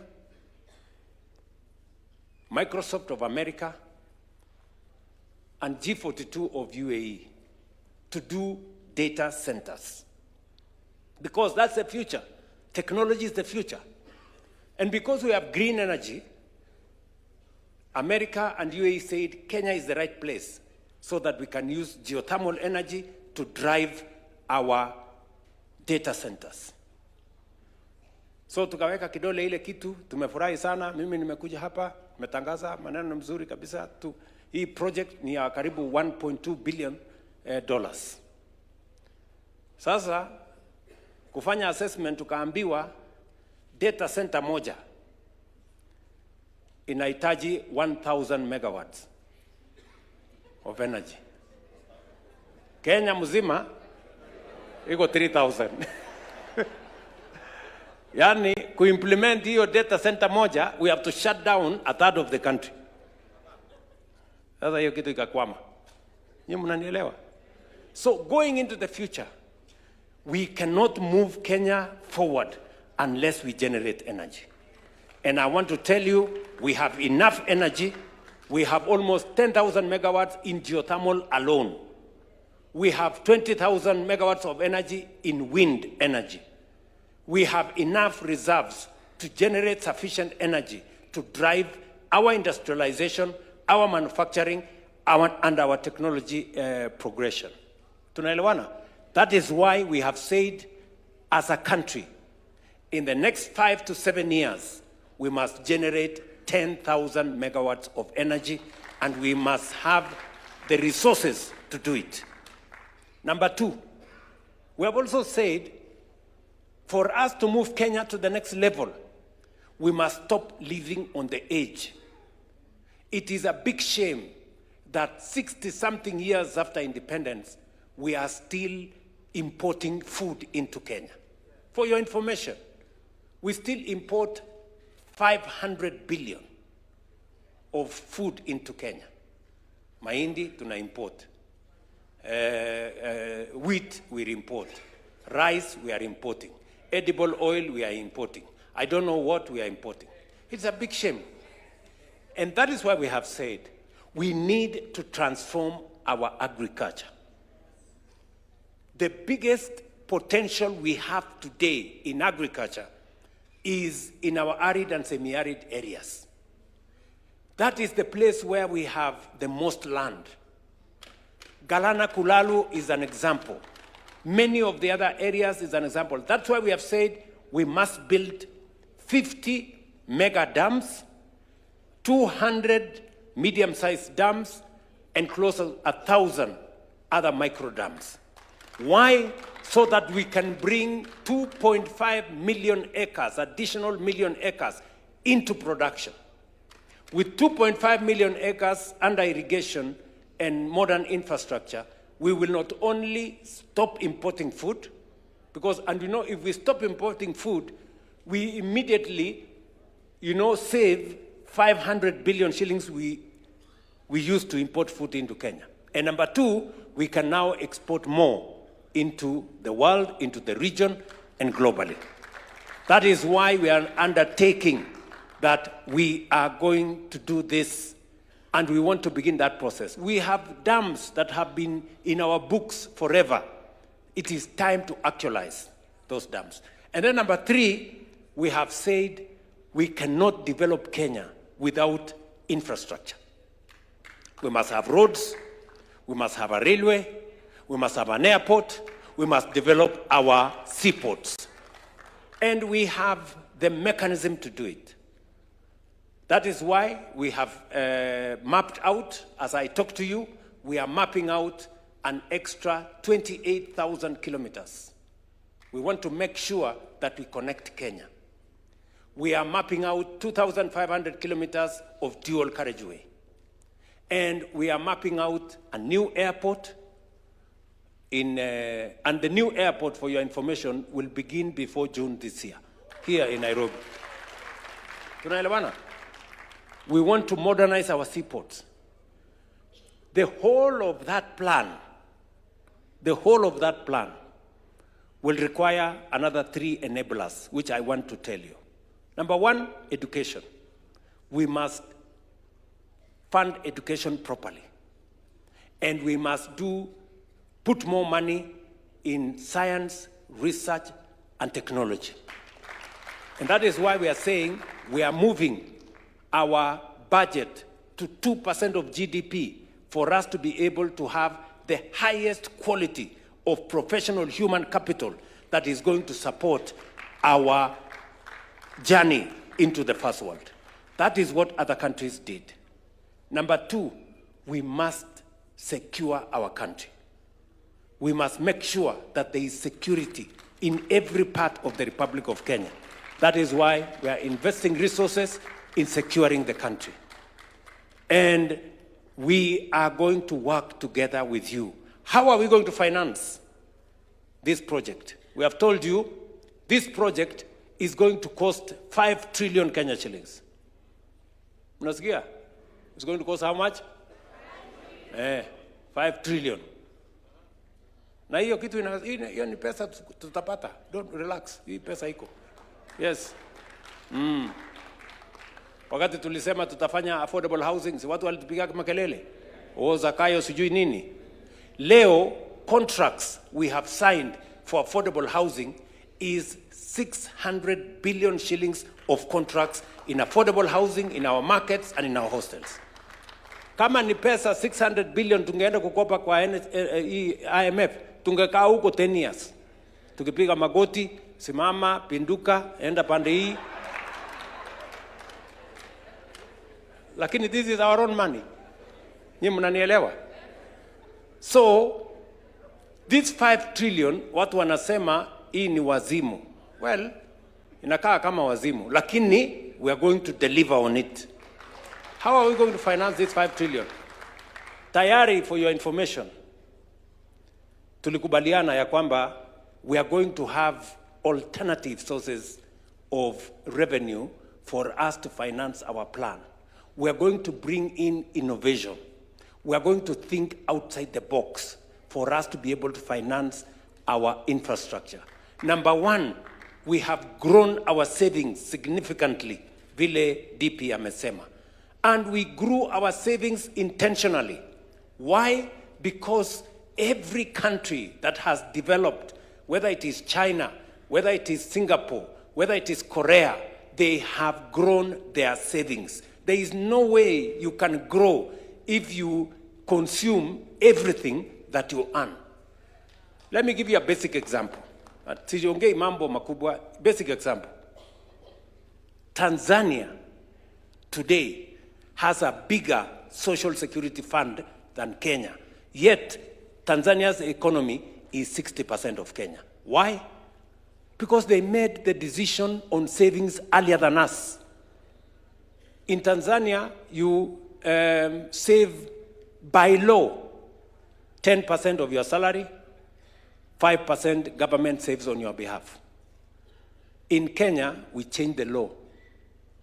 In 2013, myself and Uhuru Kenyatta, we decided, because we sat down and we said, we need to change the law so that we don't remain backward when other countries are moving forward. We changed the law in 2013, ilienda kotini, kelele, siasa nini. But when I came into office, I straightened that. Today, everybody of us is paying 6% of their salary. The government or your employer is paying 6% for you, which is your money. We will get rid of old age poverty. Wale watu wanamaliza kazi wanaenda wanakufa kwa sababu hawana pension. We have gotten rid of that problem. Number two, we have built a big war chest for our development. Vile mulisikia, for 60 years, we had saved 312 billion shillings. For 60 years, pale NSSF. Kwa sababu tulikuwa tunasave shilingi 200 kila mwezi. When we changed the law, in 2 years, we have doubled what we saved in 60 years. Just in 2 years. Today at NSSF, we have 670 billion shillings. By next year, 2027, we will have 1 trillion shillings at NSSF. Tell me what's going to happen in 5 years, in 10 years, in 20 years. In 10 years, we will not be borrowing money from China or any other country for that matter. We will be using our own savings to drive our development. That is what transformation looks like, friends. Nyinyi mnanielewa? That's what transformation looks like. And just for your information, that is how other countries have moved forward. Today, because Tanzania has a bigger social security fund, nilialikwa ati niende hapa hill. Imagine Tanzania, a smaller economy. Wako na pesa mingi mpaka wanakuja kununua shamba hapa hill, wanajenga nyumba ya gorofa 29 floors hapa. Because they are investing, sisi tumelala. Bado tunalipa 200. Hiyo inaitwa ujinga. Ama you can call it any other name, but that's what it is. So lazima tuachane na hiyo ujinga, sisi tusonge mbele. Tunaelewana jameni? Let us make the right decisions for this nation. And when we make the right decisions, we will see how Kenya is going to change. That is why you people seated here, don't just imagine that you are sitting here. You are sitting here because history has given you the opportunity to sit here. And we must acquit ourselves. We must be the generation. We must be the leaders that finally made Kenya the Kenya we all want it to be. Please, I want to ask of you. Nyinyi mnanielewa? And we can change this country in our lifetime. Mukisikia professor akisema in a generation, we can change this country in the next 30 years, Kenya will be a first world country. Mungu atujalie. Inshallah. Ama namna gani, my friends? Si tuseme hivyo? And how are we going to do it? Already, I told you, we are going to find the resources. Today, as I talk to you, we have an opportunity to buy, as Kenyans, we have an opportunity to buy shares in Kenya Pipeline. Each and every one of us here, we have an opportunity to buy shares in Kenya Pipeline. Kenya Pipeline is not going to go away from Kenya. It's only that we will raise the money and let Kenyans own. It is part of democratizing ownership. It is part of democratizing wealth of our nation, so that each and every Kenyan can have access to owning what we have built together as a nation. So today, we are selling shares in Kenya Pipeline at the Nairobi Stock Exchange. And we are going to make sure that every Kenyan who has applied, first and foremost, gets their share before we move to anybody else.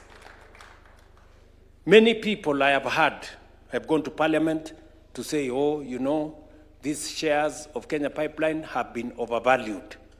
You know, hii share has been overvalued. Kwani mtu alikuwa anafikiri mali ya umma atakuja tu abebe hivi hivi? Hapana. Hii ni mali imejengwa over time, my friend. Hii ni mali imetengenezwa over time. So we have made sure that the people of Kenya get the best deal from their asset. Because it's not just us who are going to buy. There will be others who will buy. Sijui kama tunaelewana. So we have negotiated the best deal for the people of Kenya, so that that money is raised so that we can use it to develop our country. We will raise possibly 110 billion from that sale of Kenya Pipeline. And I have told the people of Kenya, in the past, corporations were privatized. The money was used to pay salaries and to pay debt.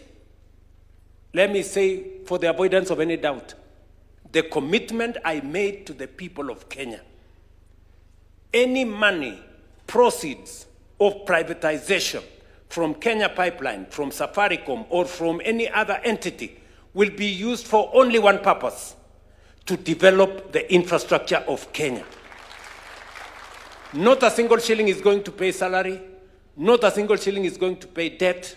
We are going to use that money to build additional wealth. We want, when we sell one piece of infrastructure, we develop 5 pieces of infrastructure, which can be sold later down the road. Nyie mnanielewa? Yes, that's what we are going to do. And with what we are going to do in the next 2 months, by God's grace, in the next 2 months, we are going to raise about 350 billion shillings from privatization at the capital market. How much are we going to raise? 350 billion. Unanielewa? Na hiyo 350 billion is going to enable us to build infrastructure worth 4 trillion Kenya shillings. Akili.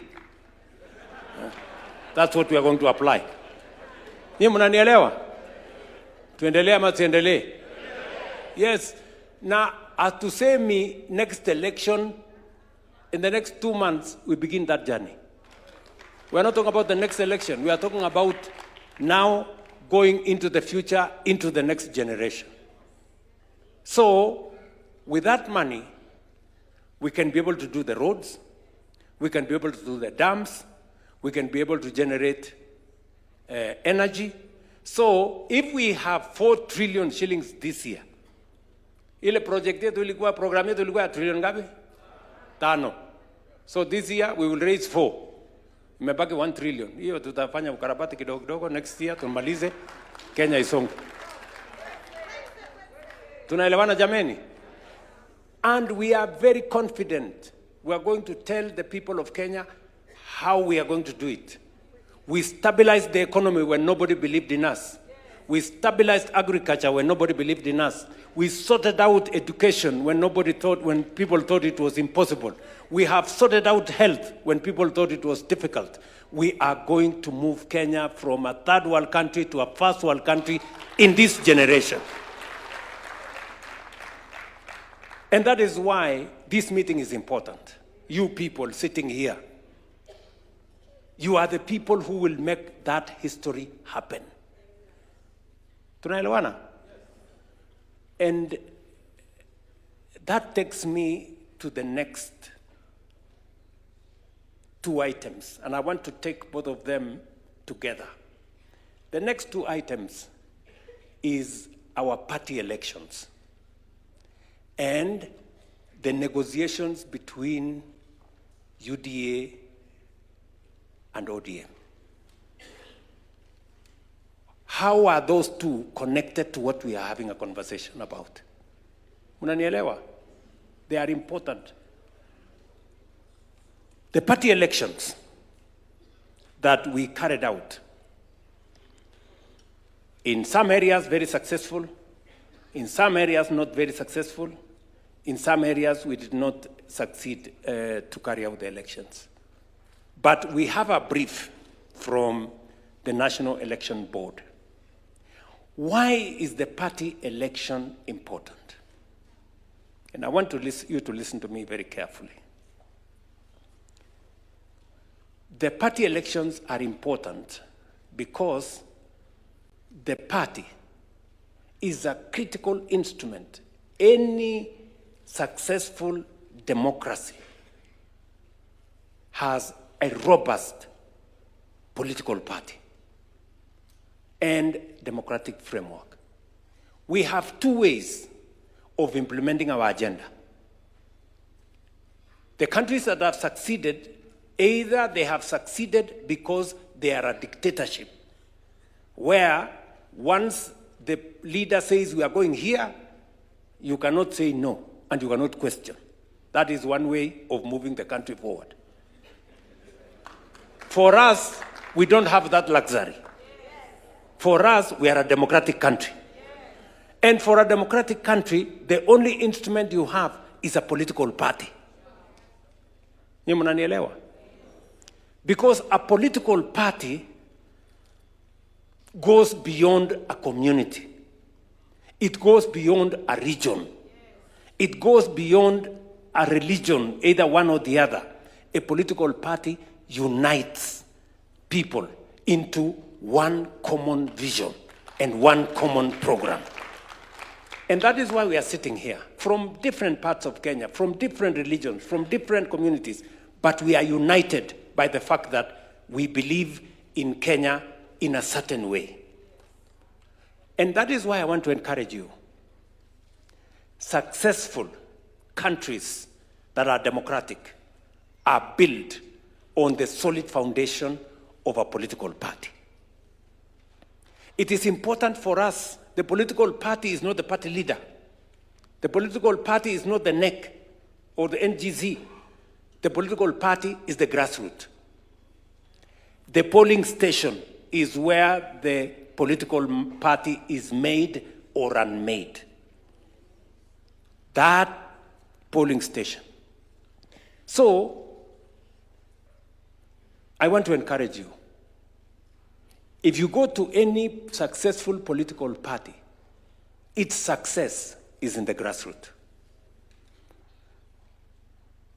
We have positions of 580,000. Is that correct? NEB people? 540,000 positions for officials in the party. 20 people per polling center. 20 people per polling center. We carried out elections the other day. And many of the senior leaders here, members of parliament and MCAs, did not even bother to participate. Very few people participated. I give credit to Kirinyaga and Bomet. At least in those two counties, we saw many members come to participate. But in other counties, the participation was very low. You find 50 people came to vote in a polling center. 20 people came to vote in a polling center. 15. Tell me whether if 30 people came to vote in a polling center, do we say that election went well? Yes. So we have instructed the NEB, any polling center where less than 50 people voted, we repeat. Any polling center where less than 50 people voted, we do what? We repeat. And please, I want to ask you, as leaders, the grassroots is very important. The grassroots is very important. I want to encourage us here. Go and become chair of the ward in your county. Those are the people who are going to decide for the party going forward. Nominations will be decided by the party going forward. Whether it is nominations of MPs, nominations of county assemblies, they will be decided by the party. And the party must have legitimacy. The legitimacy of the party comes from the membership voting for the party officials. Yes. We are going to redo this exercise where we did not do well, so that the person at the polling station, let me tell you, my friends, I have been in this politics for a while. I was a member of KANU. The reason why KANU succeeded for many years is because people were elected. Watu walikuwa wanapiga mlolongo kwa polling center kuchagua officials wa chama. The reason why ODM today is where it is because they carry out elections in the polling center. Are we together? So there is no other way. We have to have elected officials at the polling center. I know many of us here are friends. I also have friends. Even if your guy, the person you want at the polling station, if you think he's a good guy, he's loyal, he's good, he's hardworking, the people at the polling station may not have the same view. So, mwambie huyo mtu yako, wewe ni mtu yangu, wewe ni mtu mzuri sana, lakini twende tuchaguliwe kwa polling station. Akichaguliwa, huyo ndio mtu sawa. Mwingine akichaguliwa, ujue mambo ni hivyo. Sijui kama tunaelewana? Kwa sababu sisi wote tuko na watu wetu, si ndio? Hata saa hii kuna watu wameandikwa tu kwa list ya chama, huyu ni chairman wa mahali fulani nini. Sisi tuliandika sisi watu hapa. Sasa hawa watu wetu tuliandika hawa tuwapeleke kwa raia. Once somebody has been voted for, you know, sisi hapa wengi wetu tumechaguliwa. You know the feeling once you are elected. You feel very good. Ama namna gani? Once you are elected. Let us also give a chance to somebody else to be elected at the polling station.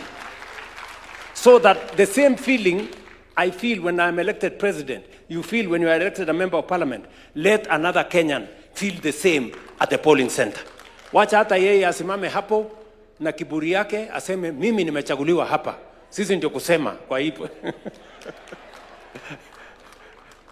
Si ndio? Yes. Kwani mnafikiri hii feeling ya kuchaguliwa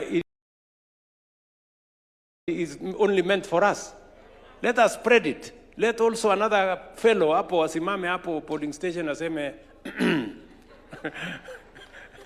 mimi ndio nimechaguliwa hapa na wananchi. Ndio tunasimamia maneno ya chama. That way you also create loyal members of the party. Once somebody has been elected, it is not easy for that person to walk away because they value the mandate they have been given. Even if amechaguliwa na watu 100, hawezi kutangaza ati nimechaguliwa na watu 100, anasema nimechaguliwa kama wewe. Si ndio?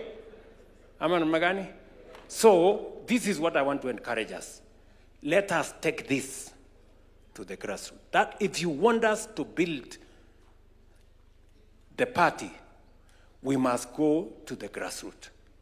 And then we will do the wards, and then we will do the constituencies, and then we will do the counties, and then we will do the national elections here. Sawa sawa? Yes. And I want to encourage every politician here. There is no harm in you being a chair of a ward, a chair of a constituency, chair of a county. Sisi wote tusimame. That is how the party gets followership. We want to create a big party base. Tumeelewana? So that we don't keep saying maybe it is this or that or the other. Why? Why is it necessary for us to have a strong political party? It is necessary for us to have a strong political party because the transformation of a country goes beyond one leader. The transformation of a country goes beyond 5 years. It goes beyond 10 years. For us to have consistency, you must have a political party that will provide the transition so that when one leader finishes, the same philosophy of transforming a nation continues with another leader and another leader and another generation. Yes, William Ruto is not going to complete this transformation. It's not going to happen in 5 years. It's going to take more, 10, 20, 30 years. For us to provide that transition, we must have a political party whose philosophy, vision, understanding, manifesto provides that transition into the future. That is why it is very important for us to build this political party. Also, this political party will also guarantee every one of you seated here, we are going to provide a platform for you to have an opportunity to demonstrate your leadership without necessarily the baggage of the community you come from. In a political party, we are all equal. Sijui kama tunaelewana. Tuko pamoja? That is how somebody from a minority will lead Kenya, because they belong to a political party that has networks everywhere, and he will be judged by his political party and the political party, what the political party believes, not because of the small community he comes from. That is how we are going to move together. Do you understand what I'm saying? We want the best leaders for this country. And we want to give a chance to each and every one of you to demonstrate your leadership. And the place to do it is in a political party. Hapo kwa uchaguzi, tumekubaliana na hawa viongozi. Mtu akitaka kuwa chairman wa ward, atapatiwa nafasi ya kuongelesha the delegates. Aseme. Sio tu mtu atikupigiwa kura hivi, apewe ambiwe haya simama hapo. Unataka kuwa chairman? Ndio. Okay? Tueleze. What are you going to do in furtherance of the implementation of the manifesto of the party? Ajitete hapo aseme namna hii. Yes. Then tunapiga alafu tunasongesha. Ama pale kwa constituency, hakuna mtu atapata atakuwa chairman ya constituency bure. Lazima kuwe na mtihani kidogo. Utuambie kama unaelewa manifesto ya chama, mambo implementation imefika wapi. Then we begin to grow leaders. How did Barack Obama become president of America? It was in the convention when he persuaded people that he knew what he's doing. We are going to provide an opportunity for you. CDP ameongea hapa. Sumempima. Sindio? Sinamna hiyo? These are the kind of opportunities we are going to give to everybody to display, their leadership. And then it doesn't matter the community you come from, it doesn't matter the region you come from. If you persuade all of us here that you have what it takes to be our leader, we will elect you, and Kenya will elect you, and we will move forward together.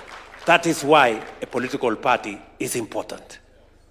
Sio kama tumeelewana jameni. Mukitaka tumalize ukabila kwa uongozi wa Kenya, let us fashion our politics, not on the basis of individuals, but on the basis of a manifesto, a belief, a vision, a political party. Today, why do I have pressure? Why do many people say, William Ruto alituambia, William Ruto alituambia, he promised this, he promised this. It is because I was not elected by the community I come from. I was not elected because of the community I came from. I was elected because of the manifesto that we committed to the people of Kenya. And that is why they rightly are telling us, you told us this, we want to see it done. That is what politics should be like. Because if I was elected on the basis of the community I come from, as long as I belong to that community, I don't have to do anything. Ama? Yes. But because I was elected on the basis of a manifesto, a program, that's why many people apply pressure on us. And that is why we have worked very hard, by the way. We don't sleep. Because we have a target to meet.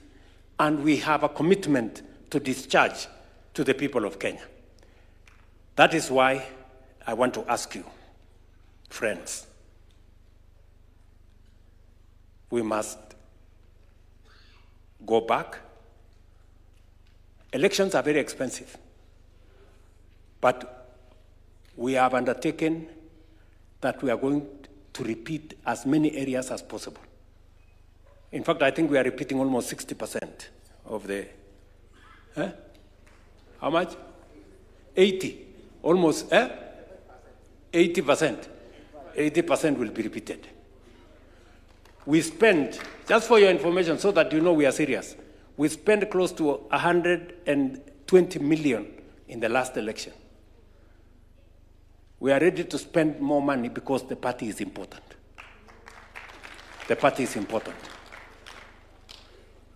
Another friend of mine who is a member of parliament, I asked them, why didn't you, I didn't see you participating in the election. He said, hiyo hakuna haja ya hiyo mambo. Sasa mtajua iko haja.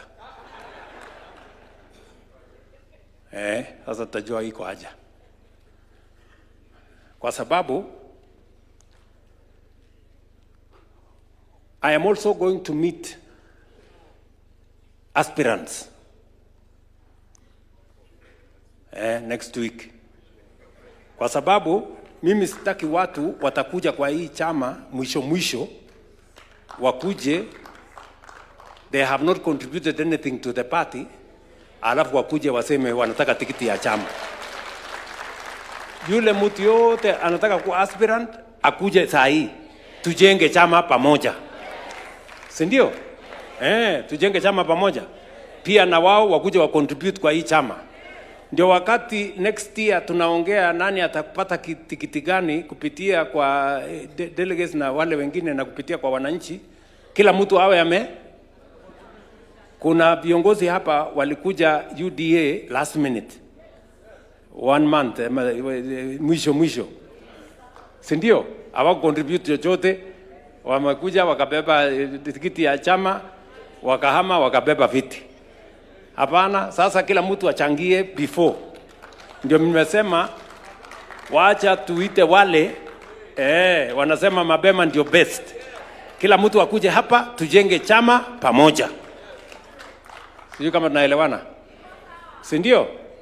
Si tuendelee namna hiyo? Ama mnataka watu wakuje hapa mwisho wachukue? Si hata wanao wakuje wachangie. Hakuna kudandia. So kila mtu akuje hapa tushirikiane, tujenge hii chama tukiwa pamoja. Ama mnasemaje jameni? Secondly, that is on political parties. Secondly, as you are aware, we have also, as we talk today, we have a broad-based government arrangement. Si ni kweli? Tulikuwa na matatizo, makelele, fujo, maandamano. Tukasema, in every challenge, there is a silver lining. And there is an opportunity if you look carefully. So in that challenge that we were undergoing, instead of focusing on the challenge, we decided to create an opportunity out of it. Today we have a broad-based government with our friends, the ODM party, and we have agreed that this broad-based has worked. Has it worked or has it not? Ule Mbadi si anaeleza maneno ya bottom up kuliko wengine wetu hapa? Ama? He's done a good job, right? And all the other members of ODM who have worked with us in government. And it is said, if it is working, don't fix it. Sindio? So what we have agreed with the leadership of ODM, that let us explore the option and the opportunity of having a coalition going into the next election. And it is because we want to broaden our base. Listen to me, guys. This election in Akuja, we want to win by a margin of between 2 and 3 million. Mnanisikia? Wacha nirudie. This election, the last election, we won by a margin of 200,000. 200,000. This election, we must win by a margin of 2 to 3 million. Ndio tuunganishe Kenya, tutembee pamoja. And I am very clear in my mind, there is a reason, there is justification for us to consolidate the country into one. Listen to me. The position where I sit, there is enough for every Kenyan. One does not need to miss for the other one to get. There is an opportunity for all of us to fit in one government.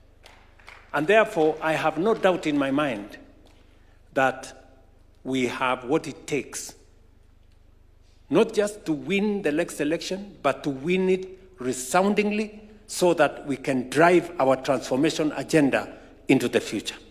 And not just into the future, into the next generation. Listen, we have a good scorecard. True or not true? We have a good scorecard. The professor here has explained to us. We have a very good scorecard. Number two, we have a good plan of transforming Kenya, from generating energy, modernizing our agriculture, and expanding our infrastructure. We have a good plan. We need a political strategy to win the next election and to consolidate the gains we are making in our scorecard and to be able to implement our plan going into the future. And that is why elections in our party, to consolidate our party, is important, and a coalition with ODM will now underwrite our transformation going into the future. It is the reason we have asked you guys to come here, so that you can agree with us that we go back and do elections properly. Sindio? And do elections properly. And number two, that we agree with the NEC, whom we had engaged, that we pursue negotiated coalition with ODM. Finally, our MCAs have asked three things. Number one, they asked us that they want independence of the county assemblies. I have signed the law, the bill into act. The only problem that is waiting is, as was explained here by the leader of majority in the National Assembly, we must rework the budget. And It is not possible, Kiruga. I know you said it must be done immediately, which is okay. We see your passion for it. But we will make sure that we do it in the next budget cycle. We will now separate the budget for the county assemblies from the budget of the county executive, so that the county assemblies can become independent. Are we together? It is just by operation of law. If it was possible for us to do it faster, we would have done it. But you know those processes take long. So just my assurance to you, the law has been passed. We will make sure, because we have the majorities in both houses, we will make sure that we implement the autonomy of our county assemblies as per our commitment. We agree with you that we also need to implement the suggestions on pension. We want a governor, an MCA, or a speaker at the county assembly. When they do their 2 terms, at least they have a pension. Because many leaders, when they get out of office, they go straight into squalor. Because the job we have is thankless sometimes. Yeah? You are a leader. Ukiamuka, unaamuka na watu. Unalala na watu. Siku yenye umekosa kiti, unaenda ukiendanga. So, we must secure that so that people who have occupied leadership positions do not become a disgrace to themselves and to the communities they represent. So, I want to assure you, the instructions of this council to the executive and to the legislature is that we expedite that exercise. And the 2 leaders here, mutuambie, hii maneno tunaweza kumaliza lini? In the next, what? Can we give it 90 days, 120 days? The budget process. Okay, so let's do this. Because it involves money, and we have agreed that as a council, we model it the way members of parliament wanafanya. It is contributory. Sindio? The same way the one for National Assembly and the Senate is contributory. So the MCAs also want to, it to be the same as the one for members of parliament. Let it be contributory. And by the next budget, we must implement the pensions for our county assemblies, speakers, and governors. Tumekubaliana hiyo? Sindio? And we want it to be reflected in our resolutions. That is what the... and then number 3, we have also... we have also recommended that the NADCO report be expedited. The 2 houses should expedite the NADCO report so that NGCDF is properly secured in the Constitution, that the oversight fund of Senate is also protected in the Constitution, and the National Government Affirmative Action Fund by our women reps is also put in the Constitution. And number 4, our ward fund is also secured in the Constitution. That forms part of the resolution of the National Governing Council. And it is now, once the National Governing Council resolves, it becomes an instruction. Sindio? Once it is resolved by the National Governing Council, it becomes an instruction to the executive and to the legislature to make sure that it is implemented. Tumekubaliana? Tumekubaliana?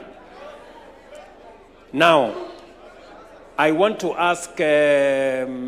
Mwaura, who is the chairman of our National Elections Board.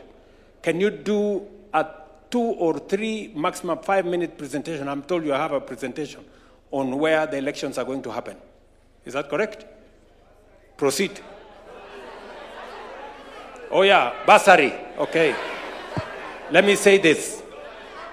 We also want to resolve. You know, we had a meeting with the comptroller of budget because that was the problem. We had a meeting with the comptroller of budget, and between the county governments, we were in a meeting with the governors and the national government. There was a requirement that the national government, because it is a function of the national government, that we have an agreement with the county governments. We have since signed agreements. The chair of education, how far are we? Just give him the mic. How far are we on the agreements? We gave you a mandate to make sure. Yes, Governor of Kericho. Your Excellency, we have finished the signing. Yes. And we have done everything. For all the counties? For all the counties, Your Excellency. Very good. It's just the control of budget you are waiting. Now, what was required between the national government and the county government, we have completed. Now it is for the controller of budget to release money for counties to be able to carry out the function of making sure that no child in Kenya is left behind or does not go to school. You will disburse bursaries. And we also want to make it a resolution of this council that we have resolved that now the process of bursaries be actualized as the agreement between the national and county government has been concluded. Are we together? Basi, can we have the National Election Board to make a small presentation for us?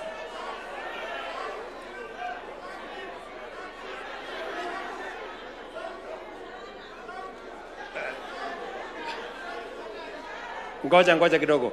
Let us just listen to this, and then if there is any other matter, we will. Can somebody write for me what is being said there? And later. Thanks so much, Your Excellency, our party leader, the deputy party leader, PCS, party leader. I tend to believe that anybody, kila mtu ambaye alikuja amepatiwa hii kitabu UDA Grassroots Election Guide. Hakuna mtu hana hiyo kitabu.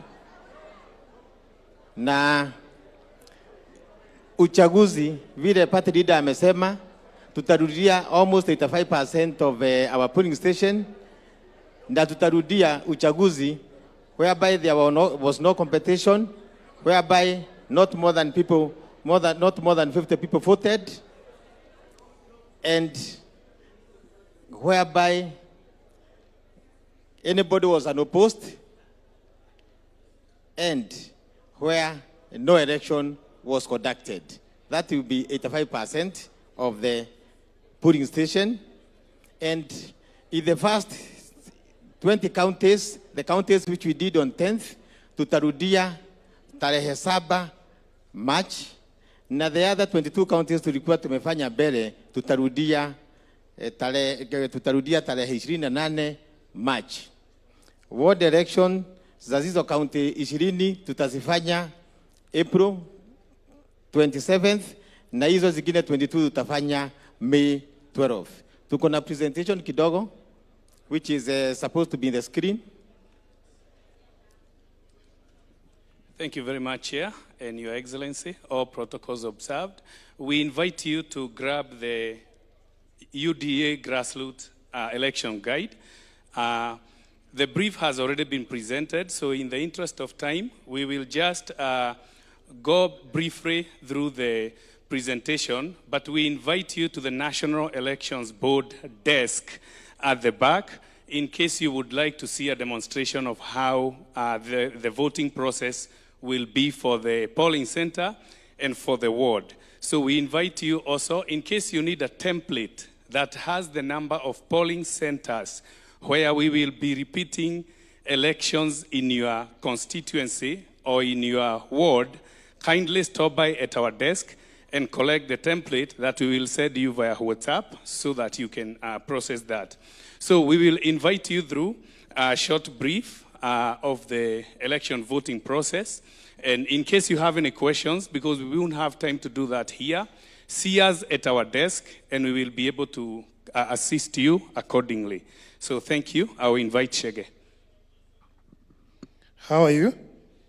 I'll take you through shortly what our party leader, Your Excellency, instructed us to do. We were to elect 20 officials per polling center, which we have given them acronym 1 up to 4. There is only one position that requires one person, and that is the SIG. We have 2 members in every committee. There will be 3 people in 3 different sectors. There will be the position for religious, 3 of them. There will be another position for farmers, 3 representatives. Another 3 positions for the professionals. There are only 2 positions that require 4 people. That is the MSME and the youth. So a total of 1 plus 2 plus 3 plus 3 plus 3 again plus 4 plus 4 gives you 20. And I want to acknowledge what the president said, that we are having 581,000 officials. There will be 545 at the polling center level, 29,000 at the ward level, 5,800 at the constituency level, 940 at the county level. A total of that will give you 541,280. So that is the structure that gives us what we are having right now. From there, we'll also have the ward election, 20 officials. There will be 13 ballots that the chair said we are doing that election on from 27th to around 15th May. We'll ask our members to read that booklet because it will give you what we intend to do. Then lastly, I want to ask our NGC members to take note of a change that has happened. Ballot papers, we used to elect people using ballot papers. Na ndio maana wakati ulienda Embu, watu walikuwa wanaambiwa mudhende, wa mudhende, wa mudhende, wa mudhende, wa mudhende, wa mudhende, wa mudhende, gita. Rather than us spending the whole night counting, we are giving Kenya a solution that we can implement. Thank you, Your Excellency, for trusting our party to lead the next level of a change in our election setup, where we are telling you we can do an election and in the next 1 hour, everybody will have to know who they elected. Are we together? So these are the positions that we'll have for the ward. There are 13 ballots in total. That will be the voting process. And we ask you that when you leave here, we'll give you 2 tablets. The first tablet will give you the polling center, and the second tablet will give you the ward election. Please, members, pass by the NEP desk. You'll be able to see that process. Thank you again. I want to stop there and give it back to the chair. Asanteni. Sasa Jimmy, utupatie program haraka haraka. Members, I will take you through the election timelines. We have the timelines for phase 3. When you're talking about the phase 3, we are talking about the elections that were done on the 10th of January. Now, the registration process started on the 21st. We're already 5 days into that process of registration, which we hope that it will close on the 22nd of February. The deadline will be 21st of February, midnight. Members, I want to take a minute to speak into the importance of registration. You realize that in the just concluded elections, we had issues because some of us submitted aspirants list at a time when we had already completed the preparation of the gadgets. Unlike the ballot paper, the digital process has a sequence. So the preparation of these gadgets actually commences when the deadline of registration takes place. On the 22nd of February and 23rd, the applicants or the aspirants will be given an opportunity to verify their details. On the 25th of February, NEB will undertake to publish the contests of the persons who are contesting and the polling centers. You realize that in the just concluded election, we were not able to do this part, which is very critical, but we want to assure you, if we're able to keep up with the timelines, this time on the 25th of February, we guarantee you that we'll be able to publish a list so that every aspirant will be able to know who they are competing against and where the election is going to be conducted. On the Saturday of March, that is election day, we've said that the elections will open on the 8th at 8 a.m., and will close at 5 p.m. However, should there be a line that is still waiting to vote, NEB will always give time for that to proceed.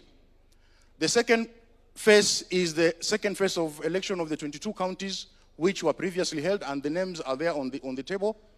The deadline for the registration as well has been set to be 21st of February. Again, we insist that kindly let's have everybody register by that time so that then it will allow the process to proceed efficiently. On the 12th of March, the 13th of March, we will take the time to ensure that every aspirant has been given the opportunity to verify their details. On the 18th of March, again, NEB will proceed to publish the names of the contestants and, of course, the person on the website. On the 18th of March, publication of polling centers will be done so that every person will be able to know where they're going to conduct the election. On the Saturday, the 28th of March, will be the D-Day, and we shall open our polls at around 8 and close at 5 p.m. As His Excellency has said, at the ward level elections, every person who is competing for a position there will be given an opportunity on that same day to campaign. We shall register on the same date, and the elections will be conducted on the same date. So just like it has been explained earlier on, you will be given an opportunity to give your vision for the party and the vision of the government, and then whoever is going to be there will have the opportunity to vote for you. Now, for the ward election, we have a phase 1 and a phase 2.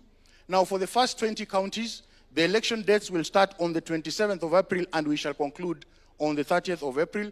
All these counties are contained in the handbook which we have given. Then we have the second phase. The second phase is for the 22 counties which have been highlighted earlier. The elections will start on the 11th, and we shall conclude on the 15th of May. Thank you very much. Thanks so much.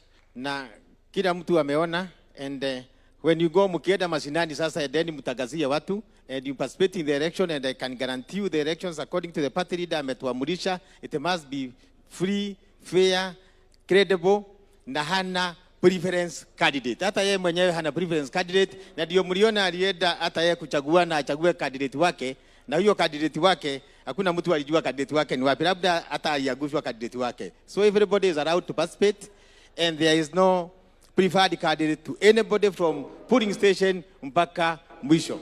And that is why you find that hata ile mkutano tuko nao na next week on 4th ya aspirants, we have told all the aspirants, hata ukiwa unataka kiti ya president lipa 1,100, ukitaka ya governor lipa 10,000, ukitaka ya senator na women rep na MP 5,000, ukitaka MCA 2,500. So all the seats are open for everybody. Thanks so much. God bless you.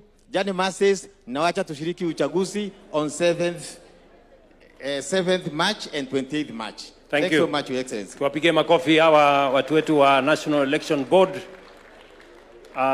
Details, most of these details, by the way, friends, most of the details are actually on our portal. Ukienda hapo kwa UDA portal, you will get all those details. Na hata hii presentation ya scorecard yetu, it is available on our portal. For every member of UDA, you can go to the portal and know what your government has done on health, on education, on economy, on every other aspect that we have talked to here. And we want more and more members to participate in explaining what the government has done in the process of implementing the manifesto of the party. Let me ask my brother, before I open up for a small plenary, we're going to have a small plenary, so that if there is any issue that is still outstanding, maybe we can pick it up. But let me ask my brother Musalia Mudavadi, the MCS wamesema kuna maneno ya job group na kuna maneno ya mileage, sindio? Maneno mawili hayo. And because Prime Cabinet Secretary represents most of the things, the connection between the political class and the legislature, most of those things are concerning those two. And also, he will give us additional information, especially to the aspirants who are coming, so that we know how to deal with them.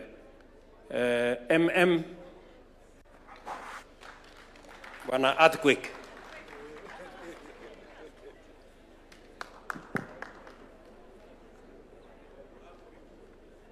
UDA, hoye!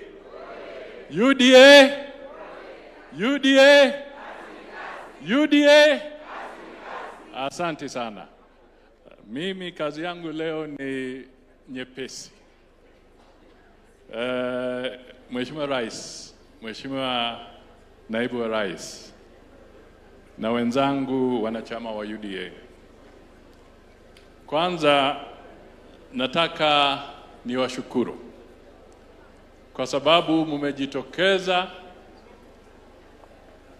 kwa wingi ili kuonyesha umaarufu wa chama ambacho kinaongoza serikali ya taifa la Kenya.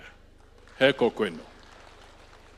Jambo la pili, nataka niwapongeze kwa sababu kupitia kwenu serikali imepata nafasi ya kutekeleza miradi na mikakati ambayo ilikuwa kwa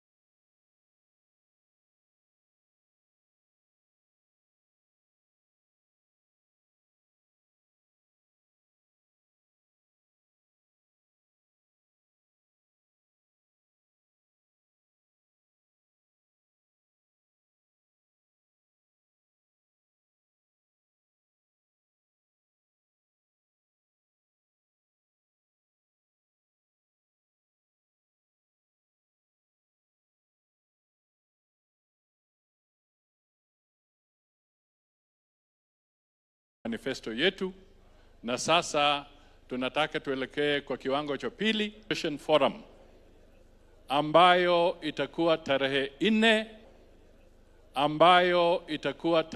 4 mwezi ujao, 4th of February. Leo ni 27th. That means it's only a couple of weeks.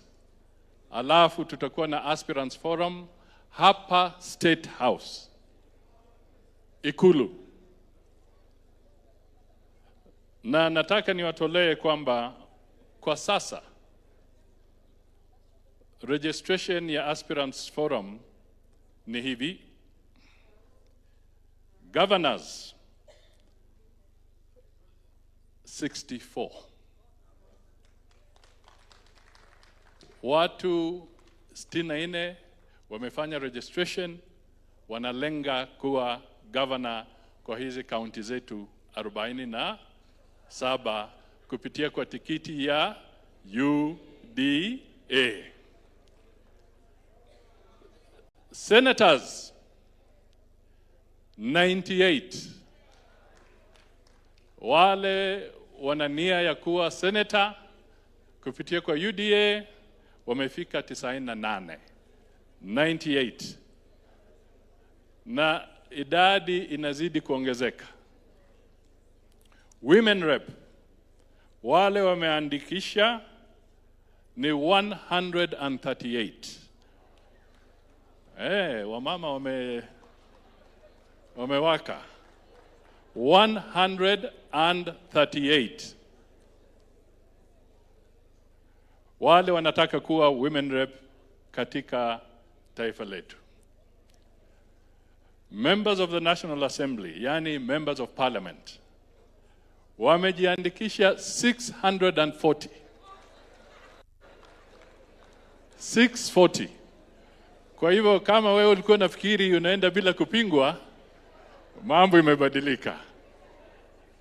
640 members of parliament or UDA members who have shown an interest to contest on the UDA ticket for parliamentary seats. 640 MPs. That means a minimum of about 2 people or 3 per constituency are already on record. Sasa MCAs.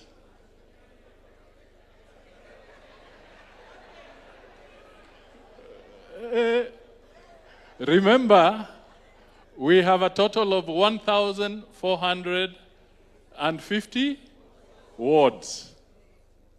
1,450 wards. We don't know what IBC will produce if they go forward with the other matters. But out of that, for 1,450 wards, the number of MCAs coming forward on an UDA ticket is 2,263.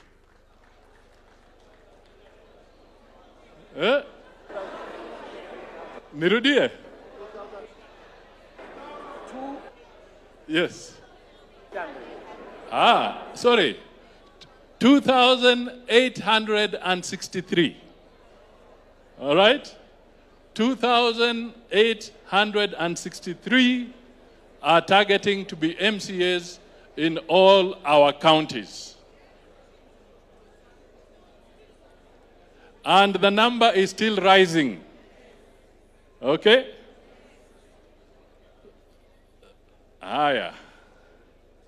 Now, if I pick a cue from where the president left, akitoka hapa, akisema you must push in the wards, I think you can see from this data that you cannot afford to lie low like an envelope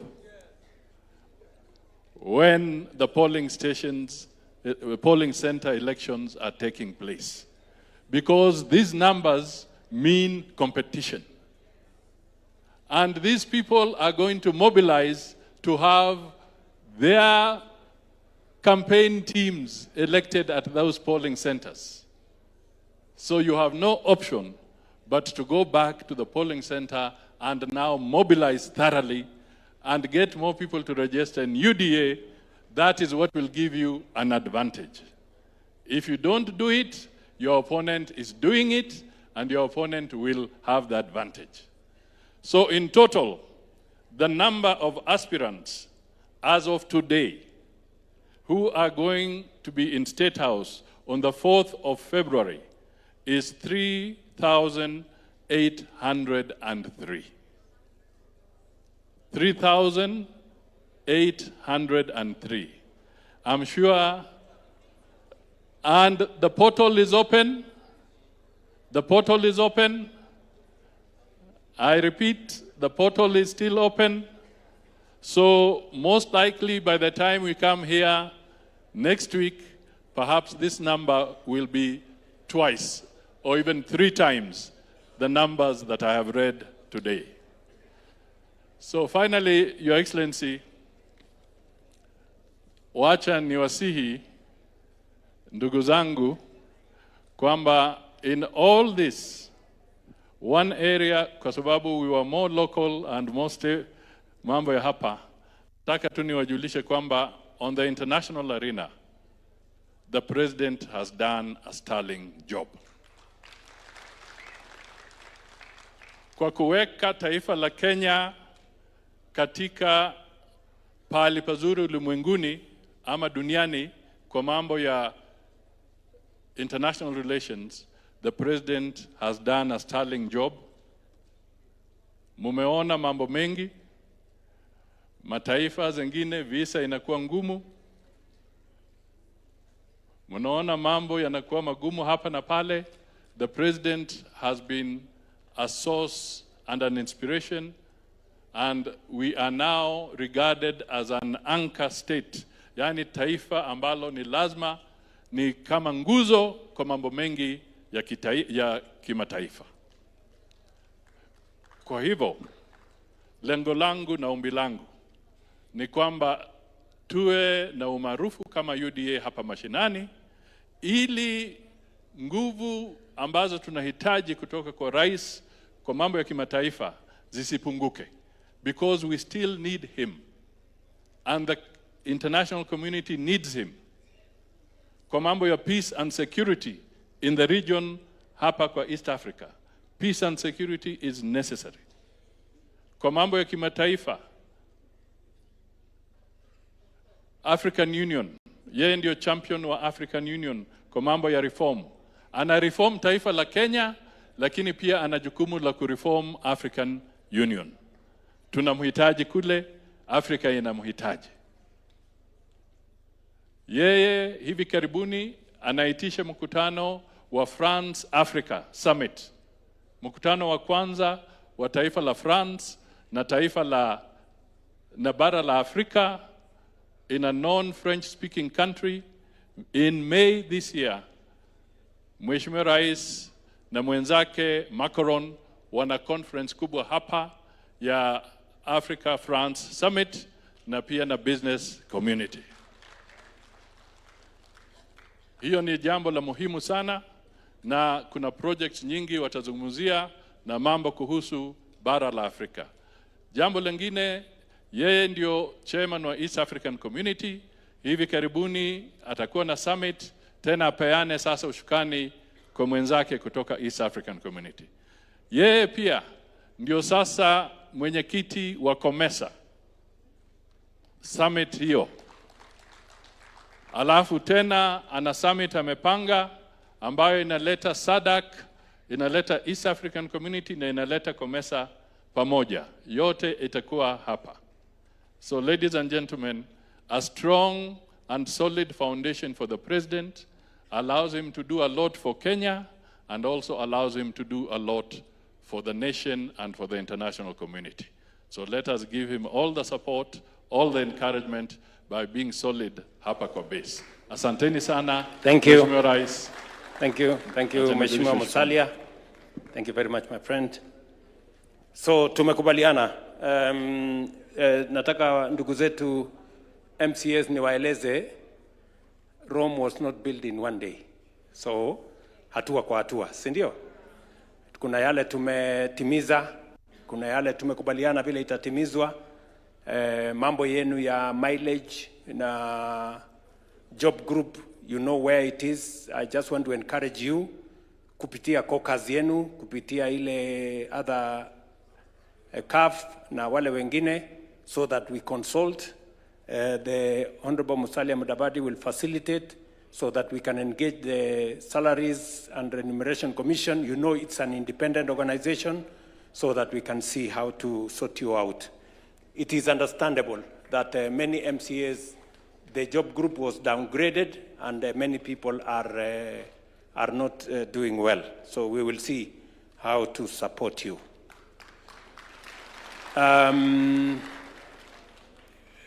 Vile Mheshimiwa Musalia amesema, we are very proud of where Kenya is today.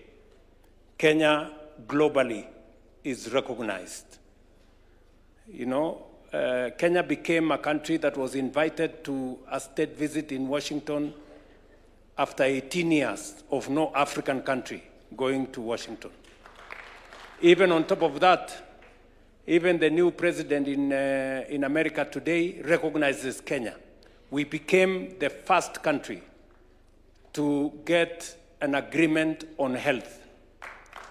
And today we have $1.6 billion over the next 5 years. $1.6 billion, not loan, but grant for matters of health in Kenya.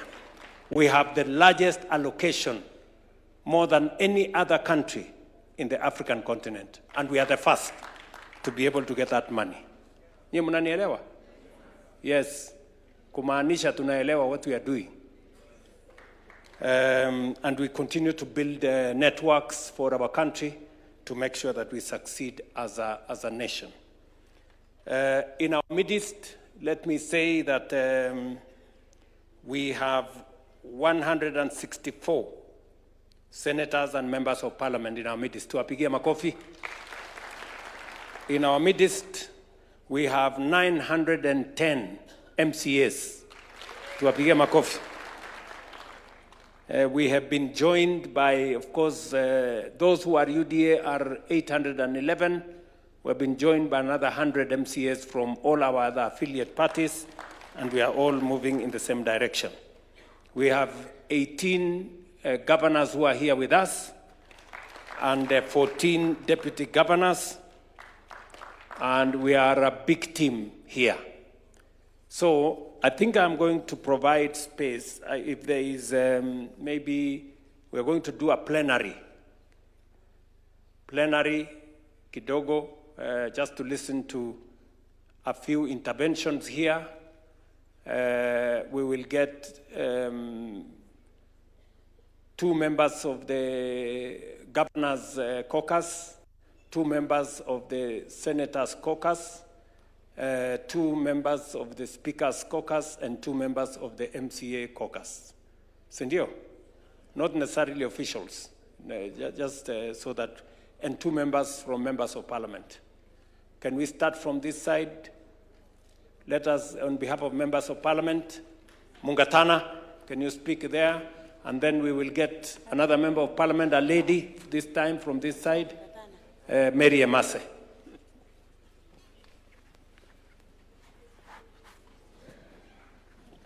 Thank you, Excellency. I wanted to speak on the question of UDA and ODM joining together. Your Excellency, I want to stand here and say we support, especially for those of us who come from the coast. When we started working with our colleagues who are from ODM, our focus as a region towards various development issues became much better. But the point I wanted to make, Your Excellency, you will remember the biblical story of the prodigal son and the son in the house. So, Your Excellency, as we go into structured negotiations, we, the children of the house, are very worried because sometimes the people who have been in the house, they tend to be sidelined when the other children from outside come inside. So, Your Excellency, we don't know the team that is being constituted by our party to go into those negotiations. But in as much as we support you, Your Excellency, please remember the children from the house. In the biblical story, you remember they complained. That son complained. And you know, when we see very nice ministries and everything going to the other side, Your Excellency, people worry. People worry, Your Excellency. They don't tell you, but people worry. So we just want you to constitute a team that will represent the worries of the children from the house. Thank you, Your Excellency. Thank you very much, Mary Emase. We are taking notes. We have heard you, Mungatana. Thank you, Your Excellency. Mine is on aspirants. You know, Your Excellency, Kenyans tuko na tabia zetu. There are individuals out there who are interested in vying, but they are still in a wait-and-see mood, waiting to see the wave. Just for avoidance of any doubt, we want to be sure. Supposing somebody doesn't show up, doesn't register, and then they emerge sometime towards the end of the year or next year. And surprisingly, probably these are very strong candidates. Are we going to open a window for these aspirants to register, or our word here today is final, that they register before 4th and not come to disturb us later, sometime along the way? Just that reaffirmation. Thank you. You very much. Thank you very much. I think I will answer, let me answer both of them. Starting with Mungatana, I want to tell Mungatana that with all the negotiations that have gone on so far, the president is still in UDA, just for your information. I don't think there is any bigger position that you can think about than that of president. And we have made sure that we have balanced all the other negotiations, all the other positions appropriately.